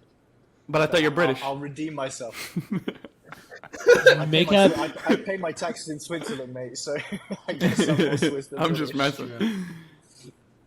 All right. So what's your top 3 then? Mine? No, Max, because he said he's taking back what he said because he thought we were just talking about candy. Okay, but now that if it's just broad, like you can say anything, any kind of sweet, what would you say? Dark chocolate with sea salt. Okay, that's fire. Yeah, that's a fire combo. Cadbury flaky, like flake. That's typical British. Those are insane. Those are fucking insane, dude. They're so good. And last one would be I don't fucking know. I'd say salt. Yeah, no, I'd say normal black chocolate, like dark chocolate. I like 80% dark chocolate, something like that. Yeah.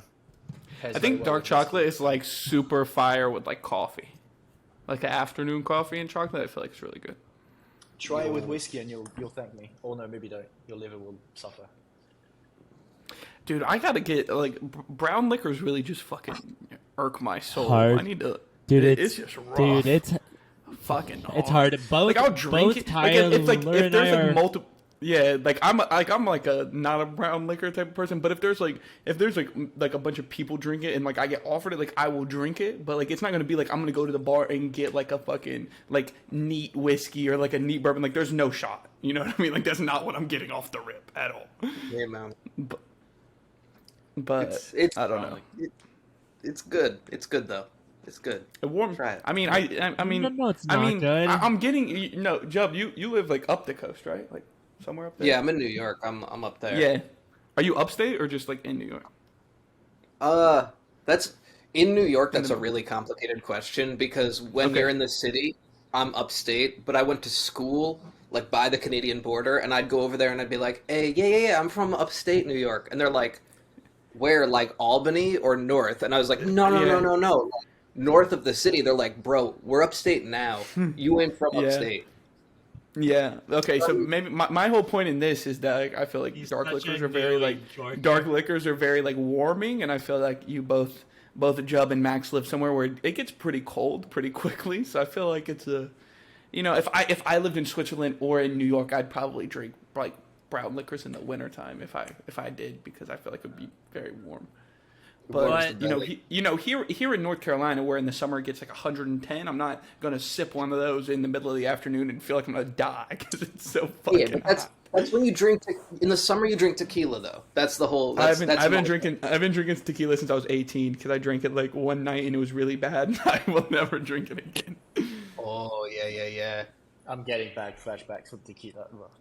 Yeah. Tequila was always like that one liquor that like when I was like 17, 18, I would drink with my friends and it always just got like really bad really quickly. Like it was just like a couple shots and I would like not remember anything.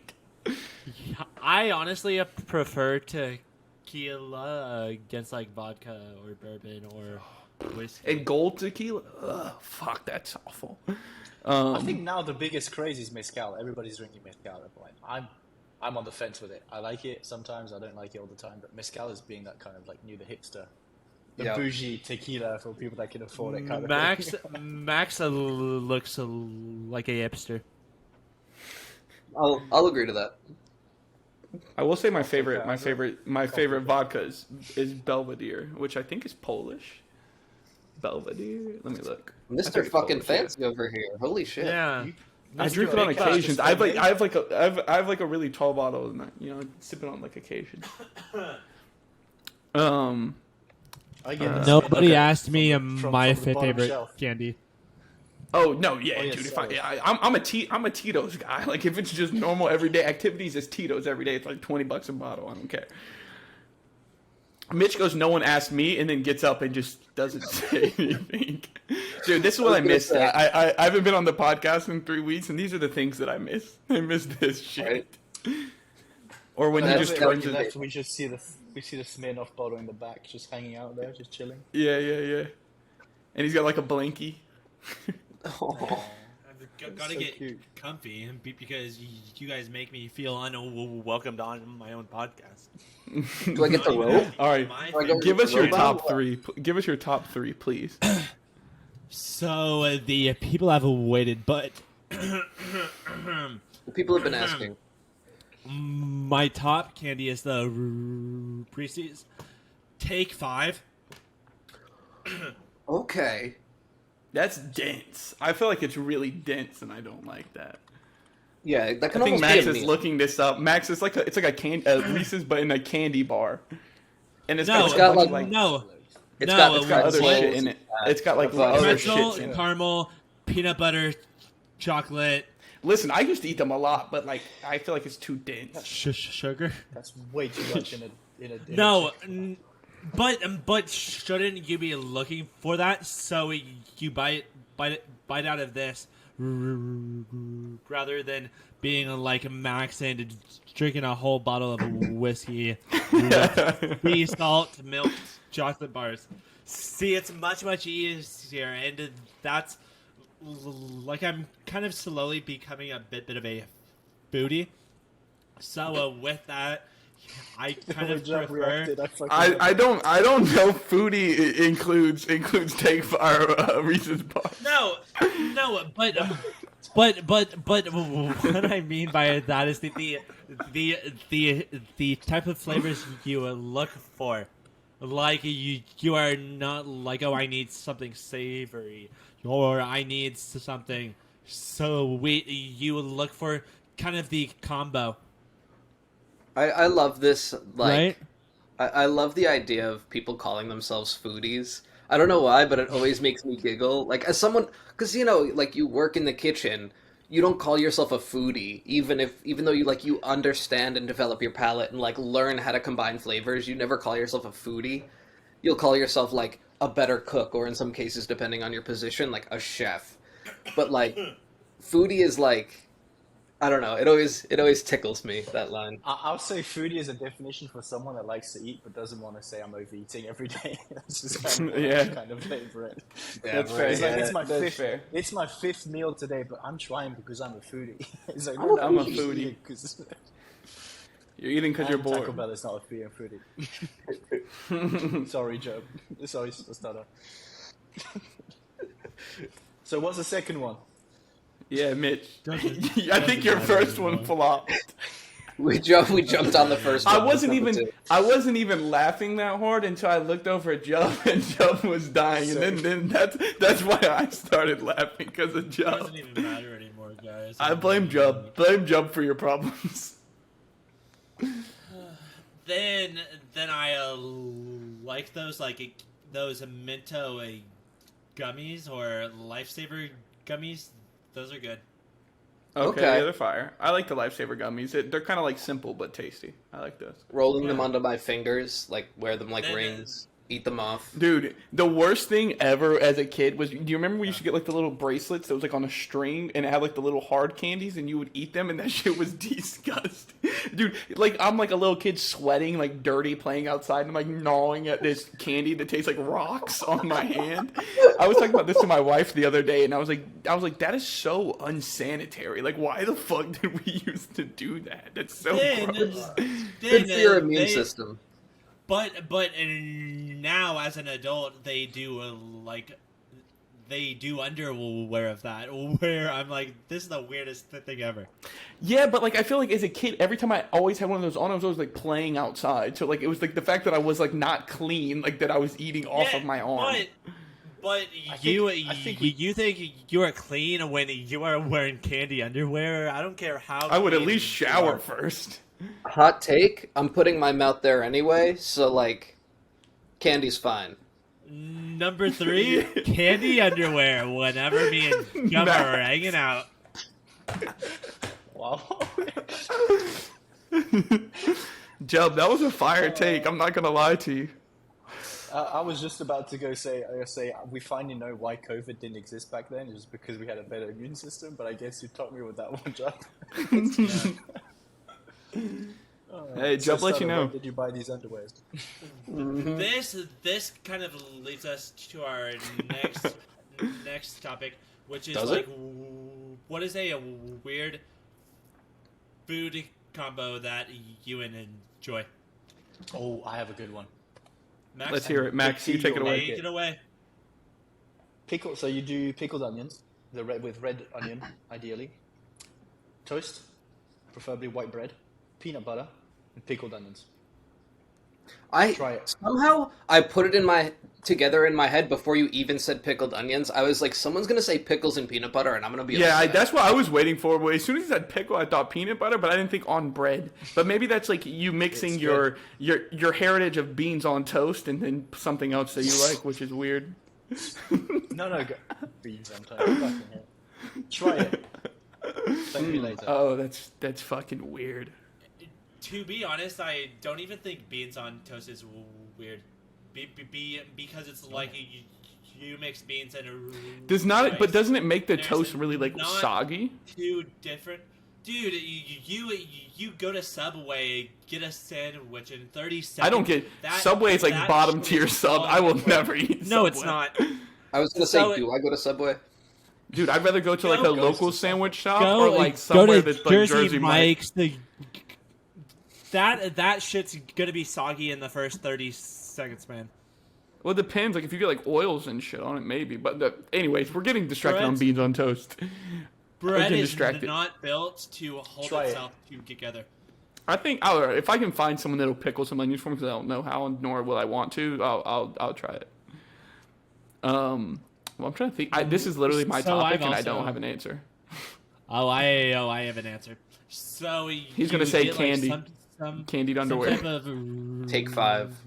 Ribeye. You get some candy underwear. Just joking. Wrap that shit up. No. Like a burrito. Put it on him. Put the ribeye in Jub's mouth. Joking. This is getting a little weird. But so you cook up a sweet potato like you would a baked potato. Then you get like some type of sirloin, some ribeye. Then you get the sweet potato. You kind of like cover the top of the meat with it, and then you put blue cheese on it. Blue cheese is a fucking mistake. I'll say that. Blue cheese is always like a no-go for me. Like anything with blue cheese. I really liked you this entire podcast, but until you said blue cheese is a fucking This is why Jub is my man. I'm buying another hopper after this. This man Jub always has good takes. Good takes come from Jub every time. Blue cheese is the shit. Blue cheese definitely is. Max probably makes his own blue cheese. What I think it is that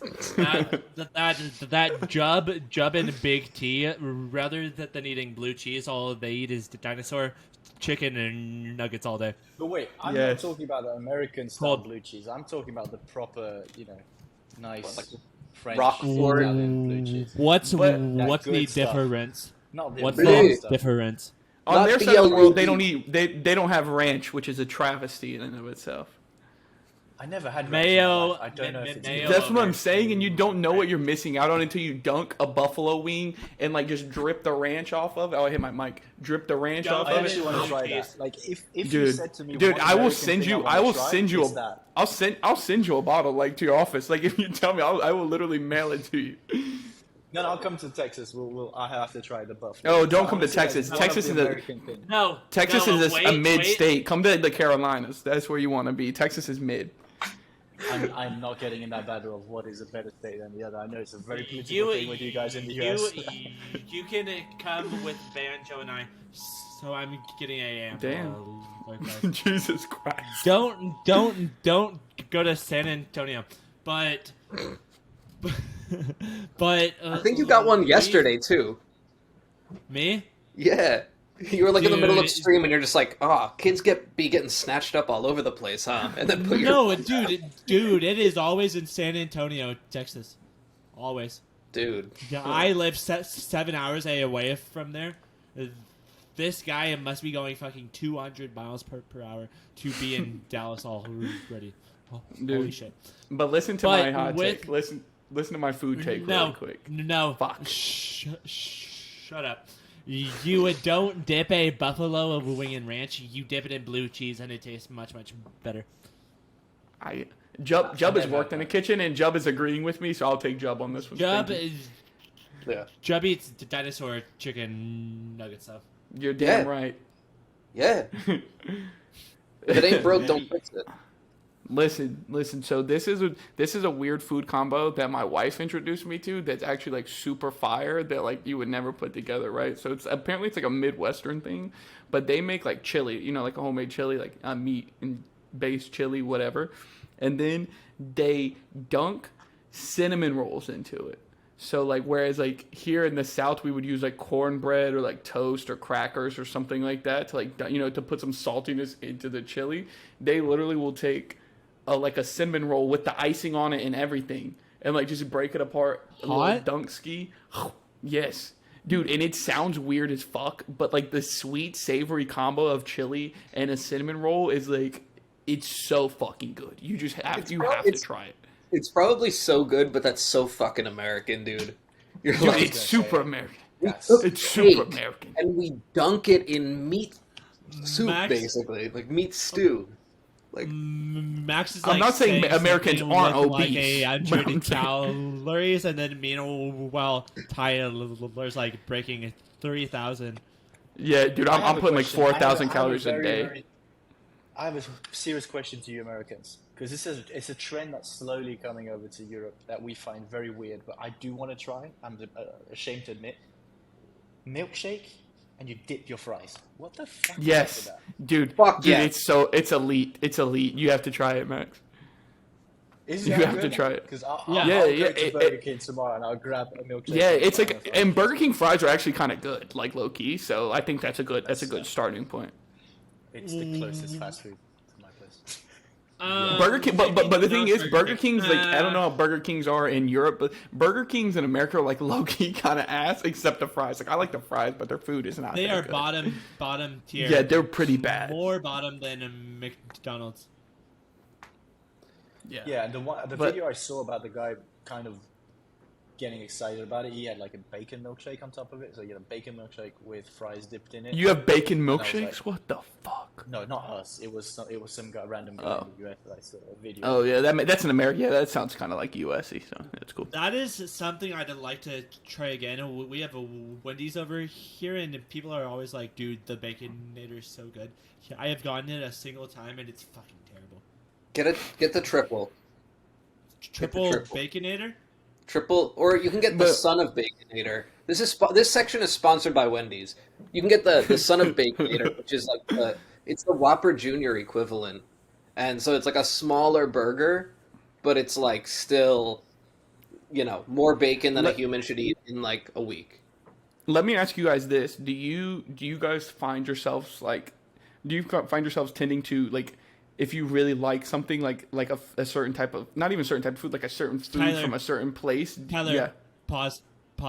So, something happened and Max's device is not capable to record. So are we not recording? What's going on there? Max is here. I can see him. Can you hear us? Yes, but I'm telling you what's going on the production side. It says Max.25 devices not. Well, just Discord DM him. I'm gonna pee really quick and grab a drink, and then we'll continue. And we are live again.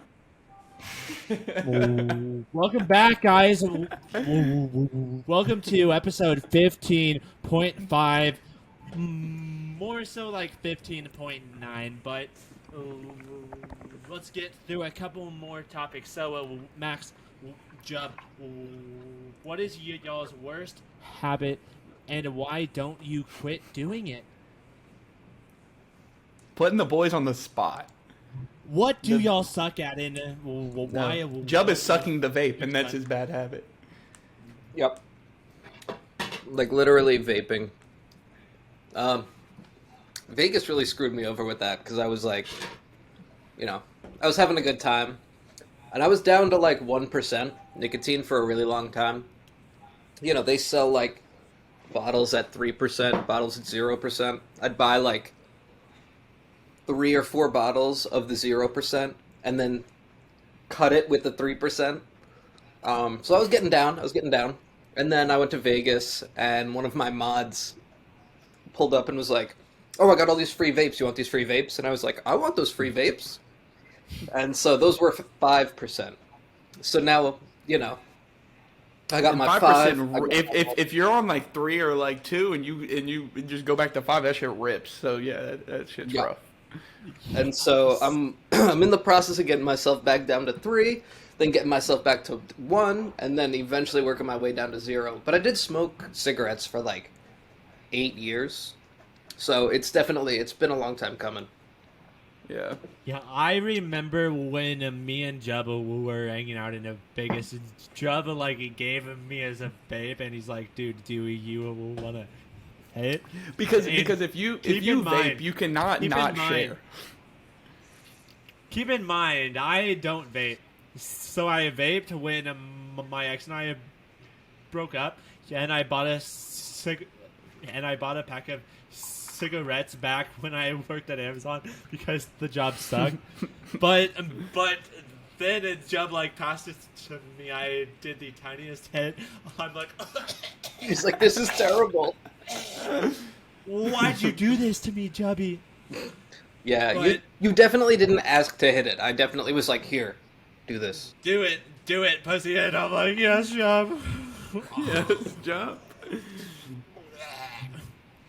But yeah, I vaped for like 6 years though, so I'm glad I don't anymore. But I still like want to, like all the time. Like I'll still get the urge, and I'll still like if we're out drinking and like one of my friends has ones, like I'll hit it. Or like if one of my friends has like a cigarette and we're out drinking, like it's to me like now like nicotine's more of like a social thing. Like I won't do it at home, but like if I'm out and that's about, what I'm working towards. I mean that's my thing with cigarettes now. Like in Vegas, sure, I'll buy like a pack of smokes and I'll be at the bar drinking and smoking, and that's fun. But like, you know, in normal life, the only time I'll ever have a cigarette, like, I got a buddy who plays bass in a band, and every month they play a show at this same venue, and their drummer is a cigarette smoker.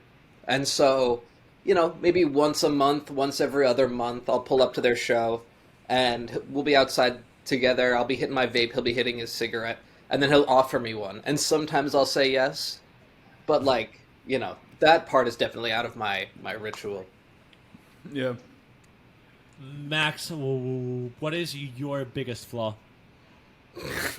It was worst habit, not biggest flaw. Jesus. He's gonna finish. He's gonna finish that bottle tonight. No, to me, I'd say whiskey, because I kind of associated whiskey with de-stressing, and my past job was very stressful. So it kind of, without really realizing, I was taking like a glass or 2 a day. You know, when you come back from work, you de-stress, and I have sleep problems, so it was kind of like mellowing me out a bit. So I kind of got in a habit very quickly of, and you forget that it's hard liquor. You know, beer is okay, I guess, even though it's not the best, but you're still drinking some whiskey, hard liquor. So I'd say whiskey, I try to dial it down by a lot. So it's definitely a risky one. I'd say that would be a habit I'm trying to kick off a bit. I'll be honest. Yeah, my biggest thing with like these type of vices, whether it be smoking, doing weed, doing any type of drug, and drinking, is it costs too much money. I thought something really wisdom was gonna come, like something really powerful. Yeah. I thought it was gonna be like it's detrimental to my life ambitions, and he's like, "Nah, it's expensive, man. Fuck that." See, keep in mind, like, 2 of my jobs I make no money with, and then my other job I make like $500 per week, which isn't the most. It's not the least, but because of that, to then balance like drinking, doing weed, on top of that, doing the weed doesn't make doing a sense. weed. You know, doing a weed like me and my young folks friends do. We do a weed together. You know how those kids do when they get together. They pull out the bombs and they They're smoke injecting the their weed into themselves. Smoking the devil's lettuce. Exactly. And then they're like, sheesh, I'm doing the weeds. I'm smoking right now. Next they're injecting heroin in their veins. Oh, that vape hits so good. Sheesh. But no, it is like when I used to vape, like I vape for like 6 years, and like at the height, bro, like it is expensive. I'd probably spend like a good vape's like $20-$30, and I'd go through like one a week. So that's like what, $100-$120 a month just on like vapes that like I just like throw out in the How trash. much is a pack of cigarettes in US? A pack of cigarettes like $6. Like $7. No, okay. $6, $7. If you're like in New York where Jub lives, it's incredibly expensive. In the South, it's like $6-$7. When I quit, I was spending $11 per pack. Yeah, up north, it's a lot more expensive. In Florida, you can get a pack of cigarettes at a gas station for like $4 or $5. Max, we like here in like especially like in the Southeast or like Texas Eastern, like over here, like we like. The Southeast grows like all the tobacco in the U.S. So like we grow the tobacco, so it's way cheaper here because you don't have to like transport it that far. Like you pack the cigarettes here in the state, and then they just like distribute them. But if you live like in New York, they don't you have to send it all up there. So that's why it's way more expensive. We also tax the fuck out of everything that we can. So it's just, When I was driving up the coast a couple weeks ago, I had to get on the turnpike and took not the big bridge into New York, the second one, the Cuomo bridge, the one that goes into like the Bronx or Brooklyn or something. It's like the second, the newer one, the big long bridge. Okay, no. I took the bridge. They make you pay $5 to get onto the bridge, and then you pay $5 at the end of the bridge. Bro, okay, first of all, this is like a New Yorker and New Jersey thing only. So anyone who hears this is not going to give a fuck. It is not the Cuomo Bridge. It is the Tappan Zee Bridge. It is for a podcast. As New Yorkers, we did not endorse the name change that happened to this bridge. It is the Tappan Zee Bridge. Well, anyway, they make you pay. If you want to know, Max, they make you pay just to use it, and you have to use it, so you have to pay. Yeah. But anyways, my worst flaw is what is my worst flaw? I bite my fingernails. Like I have like a nervous tick, and I've had it like my whole life. Like whenever I'm like super nervous or like uncomfortable, like I always bite my fingernails. And like I'm almost 25, and I still bite my fingernails all the time. And it's like something I actively, like if I'm doing it and I'll think about it, like I actively will like stop. But like if I'm in like a big crowd or something that like makes me feel like really uncomfortable, like I will like constantly, especially if I'm like driving and there's like a lot of traffic and I feel like really like on edge, like I'm always like biting my fingernails. Like it's like it's such a bad habit. And everyone's like, why don't you just stop? Like, bro, I know I need to. Like it's just like a nervous habit. It's not like I just like do it on purpose. It's interconnected with the smoking and the vaping thing, because that. You know what I mean? The biting of the nails. It's like yeah. So to some degree, it's like a perfectionism to like sometimes I'll be sitting there and I'll be like, oh, that part looks wrong, and I'll try to like even it out. But it's that oral fixation. You know what I mean? Yeah. Well, and also like I feel like if you're like a nervous or like an anxious, like I'm a pretty like anxious person. I have like a good like baseline of anxiety all the time, and I feel like I just. When you have like anxiety, you kind of like trade out like one vice for another. Like I used to like vape all the time, and now I don't. But then like I'm like kind of like Max's boat. Like every day after work, like I'll have like a couple of beers or like a drink here or there just to like chill out. Like just because like work was stressful all day. So like I definitely feel like I just like it's just always just passing around like a way to mitigate feeling like anxious or like stressed all the time. Amen to that. Doomer, me. Life, stressful. My biggest flaw is my need for affirmations. We're back to this one. Back to the sad boy. No, but like I need to know that I'm doing good, or else I'll get in my head, and it's easy to do that when you do a podcast, when you do Twitch. It's very easy to get in your own head and be like, you're not doing enough. What can we do? So to have somebody be like, dude, you're doing so good, like that makes me feel better. So it's not even a sad boy thing. It's a like I just I don't see that. I to don't be see told that. I'm doing good. It's not a flaw in my opinion. I think it's just something that everybody is. Some can take positive reinforcement, some take negative reinforcement as pushing them forward. I don't think that. I think it's just. I think our society kind of got used to kind of pushing negativity first. So I think it's actually. Yeah. I think anybody in this podcast and in this space and in this planet will say that they need positive reinforcement. Some thrive under it more than others, but I think you need to also accept the negative though. Like I think it's a flaw if you only can take the positive but not the negative. But I don't think you're that type. So from what I know, you're that. So I haven't been canceled yet, but I did kind of take that, and I'm like, maybe we don't talk about that for a bit, but it's things like that you can kind of hear, you can bring them in, but people only talk about the bad, right? Like you guys know, so if something doesn't sell out, people will come and say, oh, I love the art, but why isn't it sold out? Which then you internalize and see that and say, oh, things haven't sold out, and you completely ignore the fact he's like, dude, I love the art. Well, I mean, and So it like, goes even further than that, right? Like, I'm sure, Max, maybe you can identify with this to some degree. It's like, even after selling out, it's like, people being like, oh, hey, so why no price go up more? And you're just like, I mean, like, yeah, and it doesn't matter how many people come into the server that day to be like, yo, you guys are fucking killing it. Like, it's, you keep hustling, keep making moves.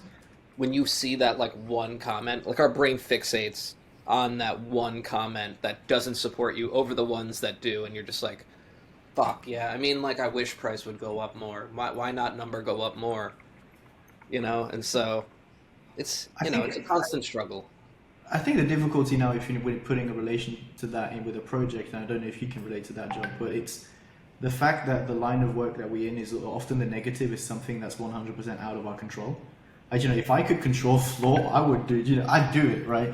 So the negatives, like I'm very good at like taking critique of what I fucked up or what I could have done better or anything. I think that it's important for me to kind of learn, and like I took responsibility in saying I kind of felt very comfortable as a project going to live in Discord, but I should have branched out on Twitter more and be more active there in spaces and stuff.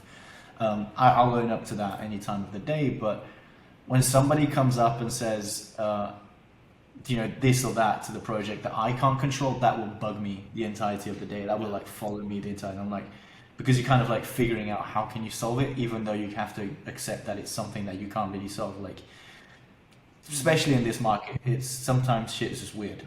There's no other way of saying it. Sometimes. Dude, I mean, we had someone come in, so like we had like a week where we pumped from like 60 to like a little over 100. Like I think we touched 120 really briefly, and then naturally, as it happens with any kind of like run up, people started listing, and so eventually we came back down. We like touched under 100 again, and someone was like, "Yo, why is the floor? Why is the floor coming down?" And I'm like, "Well, I don't have go up." Yeah, like, I don't have the perfect answer here. I mean, of course, I managed to kind of, like, find my answer in my understanding of the markets, where I'm like, okay, well, a lot of these people who are listing for, like, 90 today bought them at 40, X months ago, so they're, like, over here making their 2X, so I can't, like, that's a homie getting gains, good for them.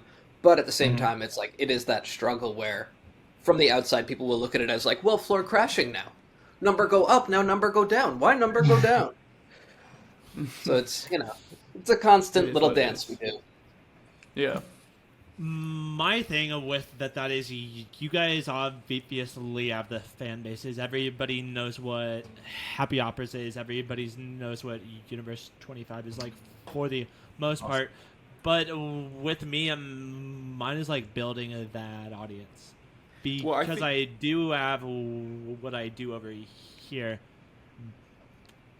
But it's like there's 2,000 people that love what you guys are doing, and there's a single person that's like talking shit. Yeah. So it's super easy to focus on that single person. But my thing is, like, am I doing enough to build those 2,000 fans? Yeah, but you have to honestly go ahead. No, I was just gonna say, like, I was reading a thing earlier this week that's like, it's kind of like how like we as like humans, like our brains work, and like how the fact that like they use like the example like you smoke cigarettes or like smoke vapes or like drink or whatever, and like for like 90% of like the longevity of that, like you see no consequences, right? Like you only see the effects of that like when you're like older, like you might get like cancer if you've smoked for like 40 years or something like that. But for like the run up to it, like you don't see any like results from that. And so it's like you don't realize the negative results for 90% of like the longevity of doing something. And the same thing is like we realize that, right? Like if you smoke one cigarette, you're not going to die, but like if you do it a long time, you might.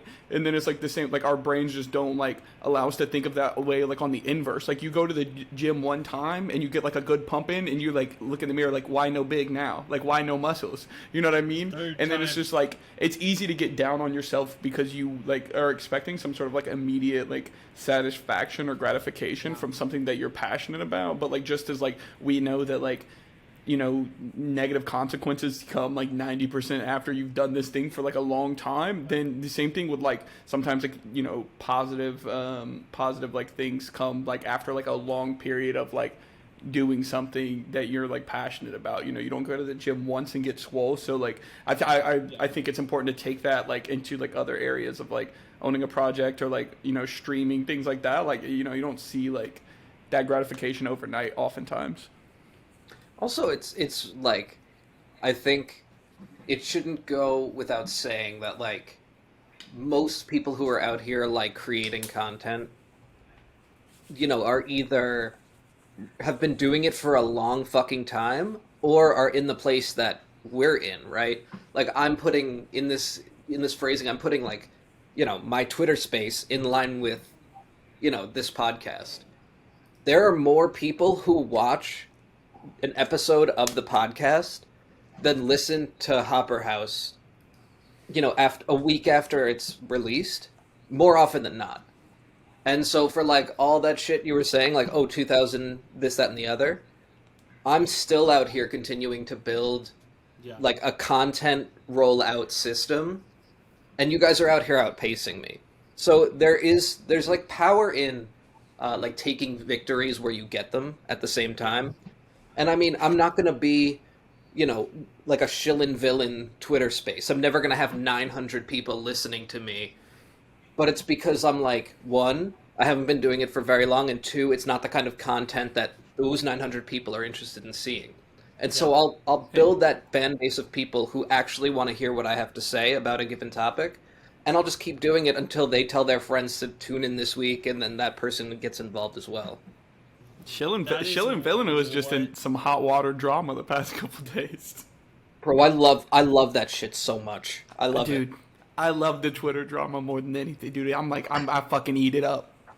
Like, what, Drama Boys got drama? Like, that's not news. Bro, this right, bro. Me and my boy Jub are just like on party. Y'all line up on so many things, and I'm not sure if you guys know like how much you will line up yet, but you guys should like talk politics, talk about next pod. We talk about the destruction of the Roman Empire, a fan favorite of mine and Jub's. Well, anyways, let's change topics. Scott is like, I'm gonna move locations again. Give me a sec. You are all a good job. We'll just ask it. Yeah, if you had to be an animal for a week, what would you be?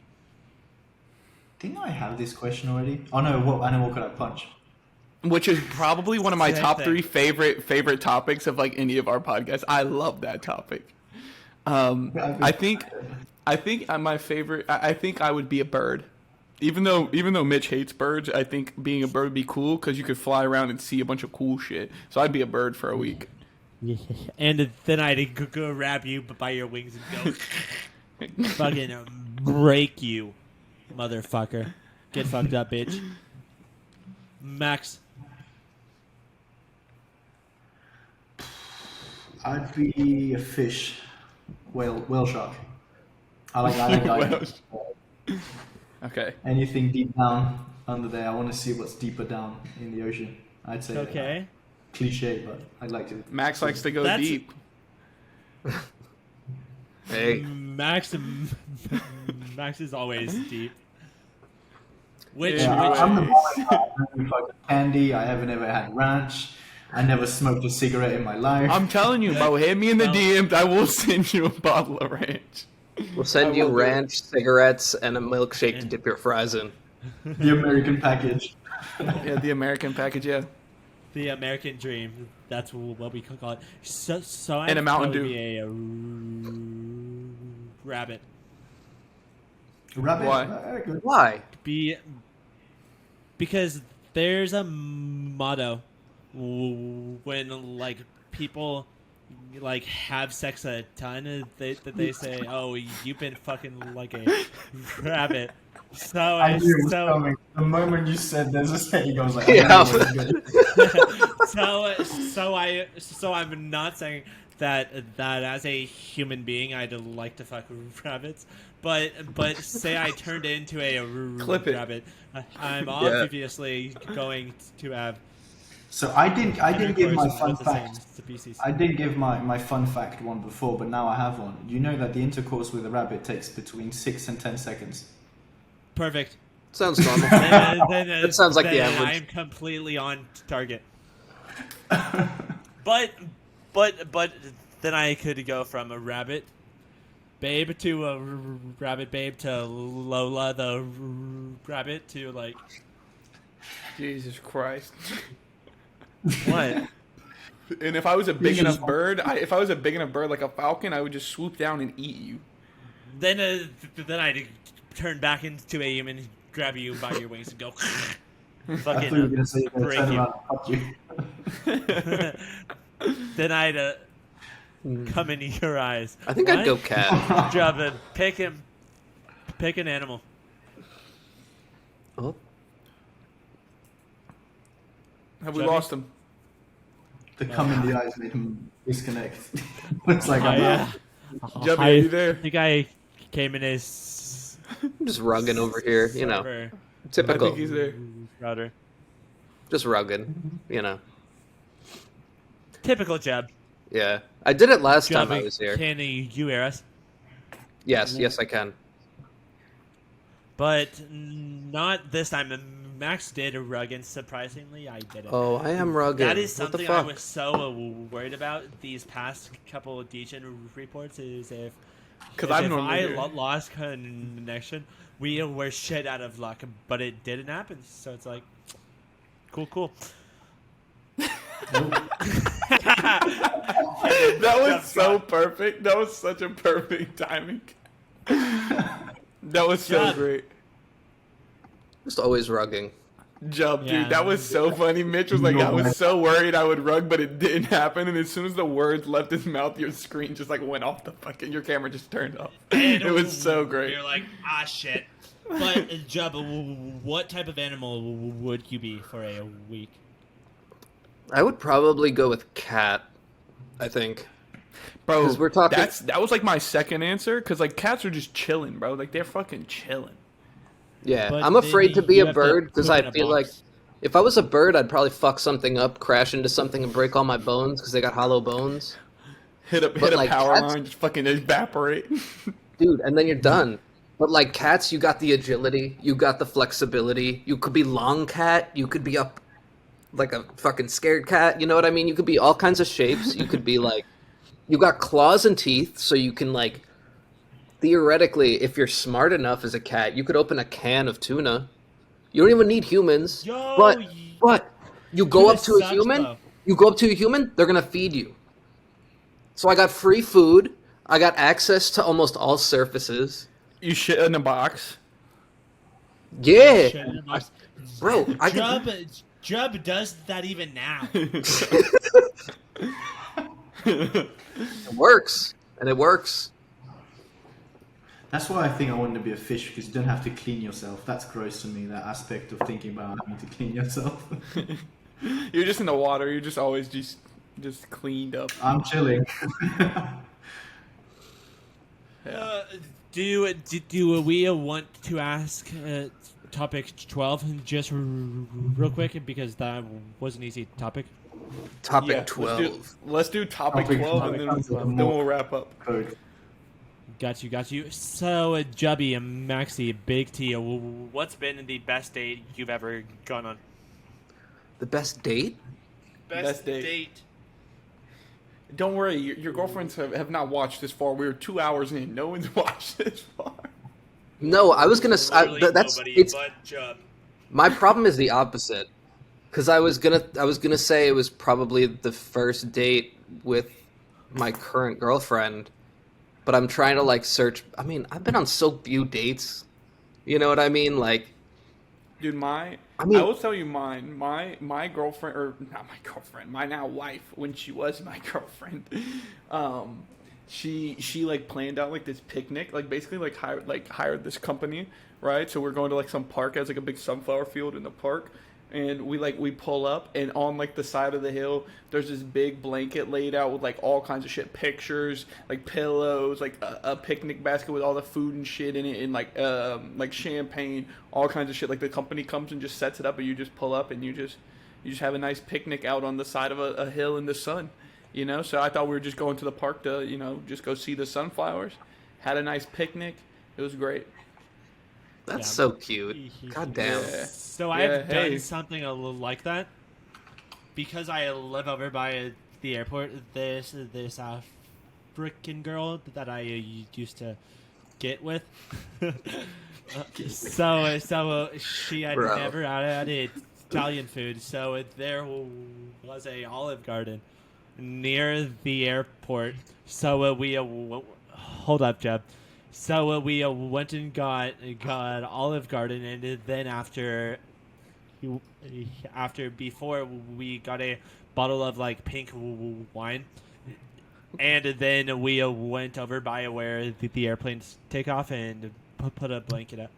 Okay. Okay, you kind of tied it together at the end. I mean, introducing her to Italian food by giving her Olive Garden probably isn't elite, but anyway. Yeah, not fair. bro.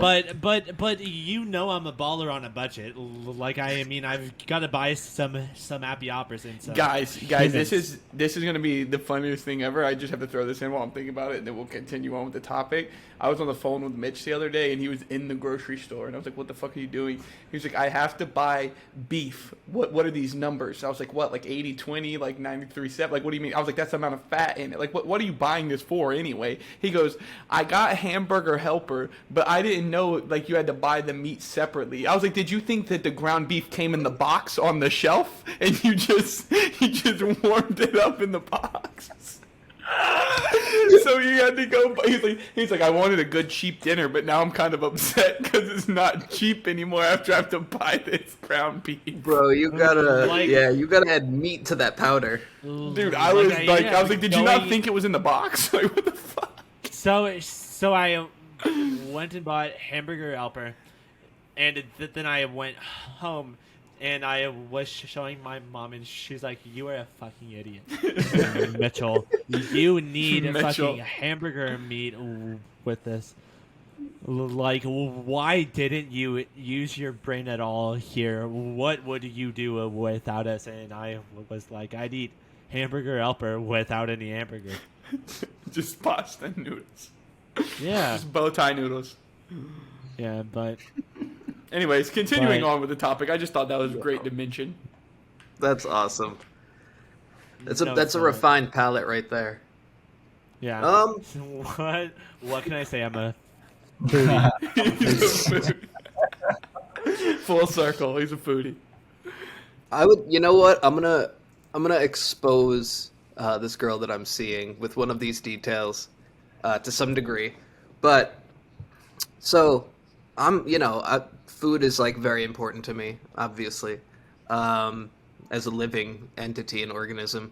But like, so there have been dates that I've been on where like I've gotten upset. I got upset with a girl on a first date once because she refused to eat the clove of garlic out of the olive oil at the restaurant, because they'd give you like roasted garlic olive oil and bread at the start. And I immediately... Huh? Good guy, Jeb. I immediately... I was like, hey, 2 cloves of garlic in there, 2 of us, let's go. And so, like, you know, I scooped the clove of garlic out, ate it, was like, oh, so good. And I was like, are you going to have yours? And she said no. Immediately I docked points for her. So that's the pre-story for the story I'm going to tell. Jeb, that is because she wanted action and she didn't want to smell like garlic, dude. Yeah, I don't kiss on the first date. I'm a nice boy, so she didn't know that at the time though. But so I went on a first date with the current girl that I'm dating currently. And so we went out to dinner. I do more than kiss on the first date. Hey, we know how he's you roll, a rabbit. buddy. Yeah, he's a rabbit. Don't forget. So immediately, green flag. She orders as much food as I do, eats it. We go down the road. There's like a little park. We go on a little walk, a little like nature walk, a little hike thing. Then we're sitting in the car chatting after the walk, and she looks over at me at one point and goes, "So do we want to go out and get more food?" Mind you, we ate an hour ago. And so we go and we find this other spot, like a taco place. We get like chips and guac. We get like a taco. What a foodie. And she literally, we're sitting at the table and this is a first date, mind you. She looks at me and goes, "I'm sorry, I'm not supposed to do this." Picks at the end of at the end of our ordering apps, she picks up the bowl that the guacamole came in and is holding it to herself and is cleaning it with a chip. Clean. And I was like, I think you might be the one. And then we still ended up ordering a tres leches cake, churros. We ended up ordering like 3 fucking desserts after we had eaten twice already. Where do you find these girls? Heaven. That's where. Oh, so your girlfriend is watching the podcast. Well, now she will be, and if she does like it, she should go down and drop a sub. Max, what is the best date you've ever been on? I should have been thinking about that. It was similar to Job, I guess. For me, it was I cooked for 7 hours, like a massive bone broth ramen for her because she never went to Japan, and she likes Japan. So I cooked her that, and then we spent 7 hours talking, and now she's my girlfriend. So that would be mine. I'd be your girlfriend if you made me a bone broth ramen. Sorry? I said I'd be your girlfriend if you made me a bone broth ramen. Anytime. It takes 7 hours though, so okay. This is what we do. I'll send you the ranch. You send me the ramen. Deal.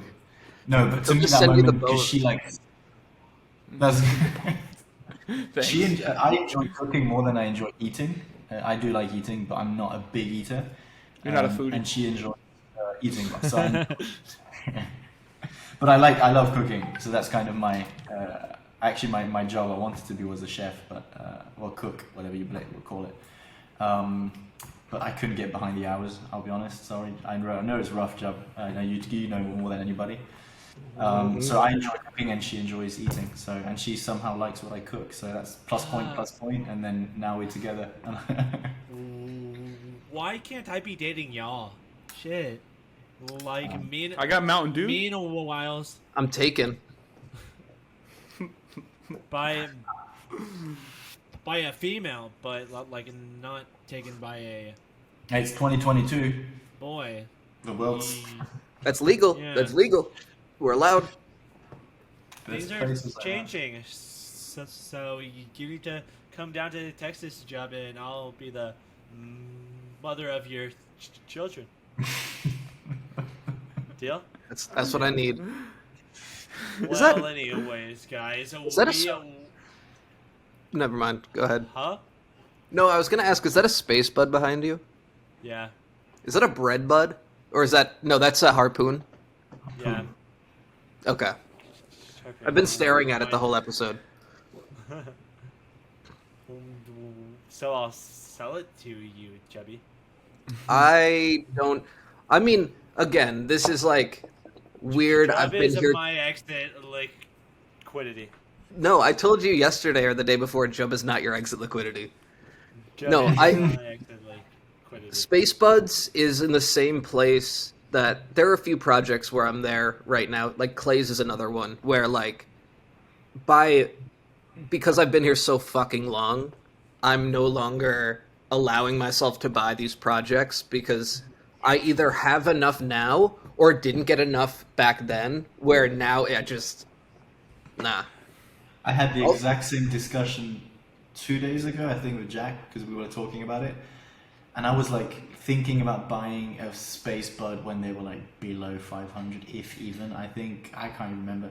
And now I didn't do it because I was like, I was kind of new and I was like figuring out. And the art, like, I'll be honest, the art didn't speak to me. So I was like, I'm not going to go into it. But it's beautiful. And now I'm like, I should have just for like the monetary value, or just, not the monetary, but the nostalgic value. Like I have like a Cardano City value just because I found the mint was fucking hilarious. It was one of the funniest experience we had, I think, in the space back then. Besides the Google Sheets and like the mints from Cbits, it was the most funny thing. But I wish I had the same thing for like memory value with the Space Bud. But I can't justify being like, oh, I'm going to drop 5K on it now because I did buy it back then. Because I still see it as $500 now. So I bought it for 3,800 ADA. Space Buds was my first. Space Buds was the first project I ever hated. That's how OG I am. I came in and they were like 250 each, 250 ADA each, and I was like, why the fuck are these so expensive when everything else is like Cbits are like 30 ADA floor? I don't know if you ever know that story though, but that's how I came into your Job Hub Discord, because we were like, I was talking to the Uttermost. Job Hub, I love it. And then we were like talking about it, and then I kind of was like, I think I was kind of a bit tipsy that night. I was like, I don't like the Space Buds, and everybody was like, all like it was quite taboo back then. And then I somehow kind of from that discussion wound up going into the Job Hub for some reason. I don't remember how. That's how. What is the Job Hub and I want to go to the Job Hub. Everybody wants the Job Hub, bro. Yeah, I still got your first test NFT you did before you did the Hoppers Mint.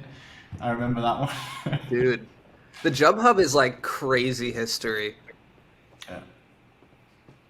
That was well over a year ago. Job, where was my invite? Huh? That was before your time, my friend. You were too young back then. Yeah. I don't even know if you were really in the NFT Cardano community. Like, when was this? The Job Hub kind of came into existence it was really active between like August and December of 2021. Yeah. I joined the end of August, I think. Yeah. And it was pretty packed. I remember there was Marek, there was Fahaduk in it, there was a lot of like now people that we would consider like massive names. Back then we were like it was quite a fun play. I know Marek was posting like almost daily in there, just talking about, oh, did you see this project? And he was the one that he shilled in your Discord. He shilled cats and doodles, like early stages on ETH. Yo, yeah. And I honestly, I still look to him for like as someone who knows what's good on ETH. Like he's. I got to meet him at CNFTCon, dude. Holy shit! It was so cool meeting him. Yeah, I'm still upset I didn't make it there. Well, guys, Well, I do love learning about the Job Hub and the history of Job and all of his hubs. It's been about 2 hours and 30 minutes, so we should kind of end it there. My hub, my hub, my hub. Job's lovely, Lady hub. lovely Cardano NFT hub. Check it out. But anyways, guys, do you guys have any final words? Anything y'all would like to pimp out? Yeah. You both have collections coming up, do you not? Do you? Yeah. I hate shilling. I hate shilling my own project because let it speak for itself. You know, explore it if you like it, check it out. If you don't like it, maybe show it to a friend who might, or don't. I mean, you know, if you don't like it, at least retweet. Thank you. Yeah. So, do you have a Cardano NFT project, Judd? Oh, yeah, I do. Yeah. Where might people find that Cardano NFT? Just go to happyhoppers.club. That's our website. That'll bring you to our JPEG store page through certain links. It's got our hop paper. It's got a link to our Discord on there as well. Fantastic website. Not just because it's mine, but it is like my favorite website in Cardano NFTs. Telfire is sick. Yeah. Actually. Nice. Yeah. He's wild. Go on, Jeb. No, he's just super talented. And I feel like Max might also have a NFT project he's fond of. Yeah, I'm an underdog. I usually get when somebody see me joining Discord, everybody just throws the "who the fuck is that guy" meme. I'm a little bit of an underdog in the space, but no, we are obviously with Universe. Go on universe.25.io. I'd just say one hint is stick around next week for the lore drop. You won't want to miss that. We have something sneaky happening, so make sure to not miss that. And if you guys unlock that achievement, something fun will happen. So join us, have fun. For people waiting for leaks, you've drank a bunch of whiskey so far. When is Euphoria dropping, Max? When? Mitch, you can't just mint him. We have, yeah, no, I can't do that. The win I can't do because there's you'll see. Follow next week and it'll be worth it. Yeah. Got it. So anyways, guys, I got one more thing. We just showed a teaser. So the day that this is recorded, we just had a teaser drop through Angel Baby Hit Squad. We're the next airdropper, and if you own an Angel Baby, make sure that you have your wallets linked to an ADA address, and you will get some free udon art for just holding those little baby angel babies. Perfect. And we also do love what Fettuccine is doing over there. So the pasta man. Maybe go buy a angel baby yourself. But anyways, guys, it's been 2 hours and 30 minutes. We should end it here. So if you guys haven't made it this far, we'd love if you went down and dropped a sub, maybe a follow, maybe a like. We will drop both the websites down there, as well as their Twitters. So make sure to go by there if you do love the art. Go on JPEG, look it up. You guys know how to do that. And we will see you on the next episode of the Degen Report. Bye, Goodbye. Guys.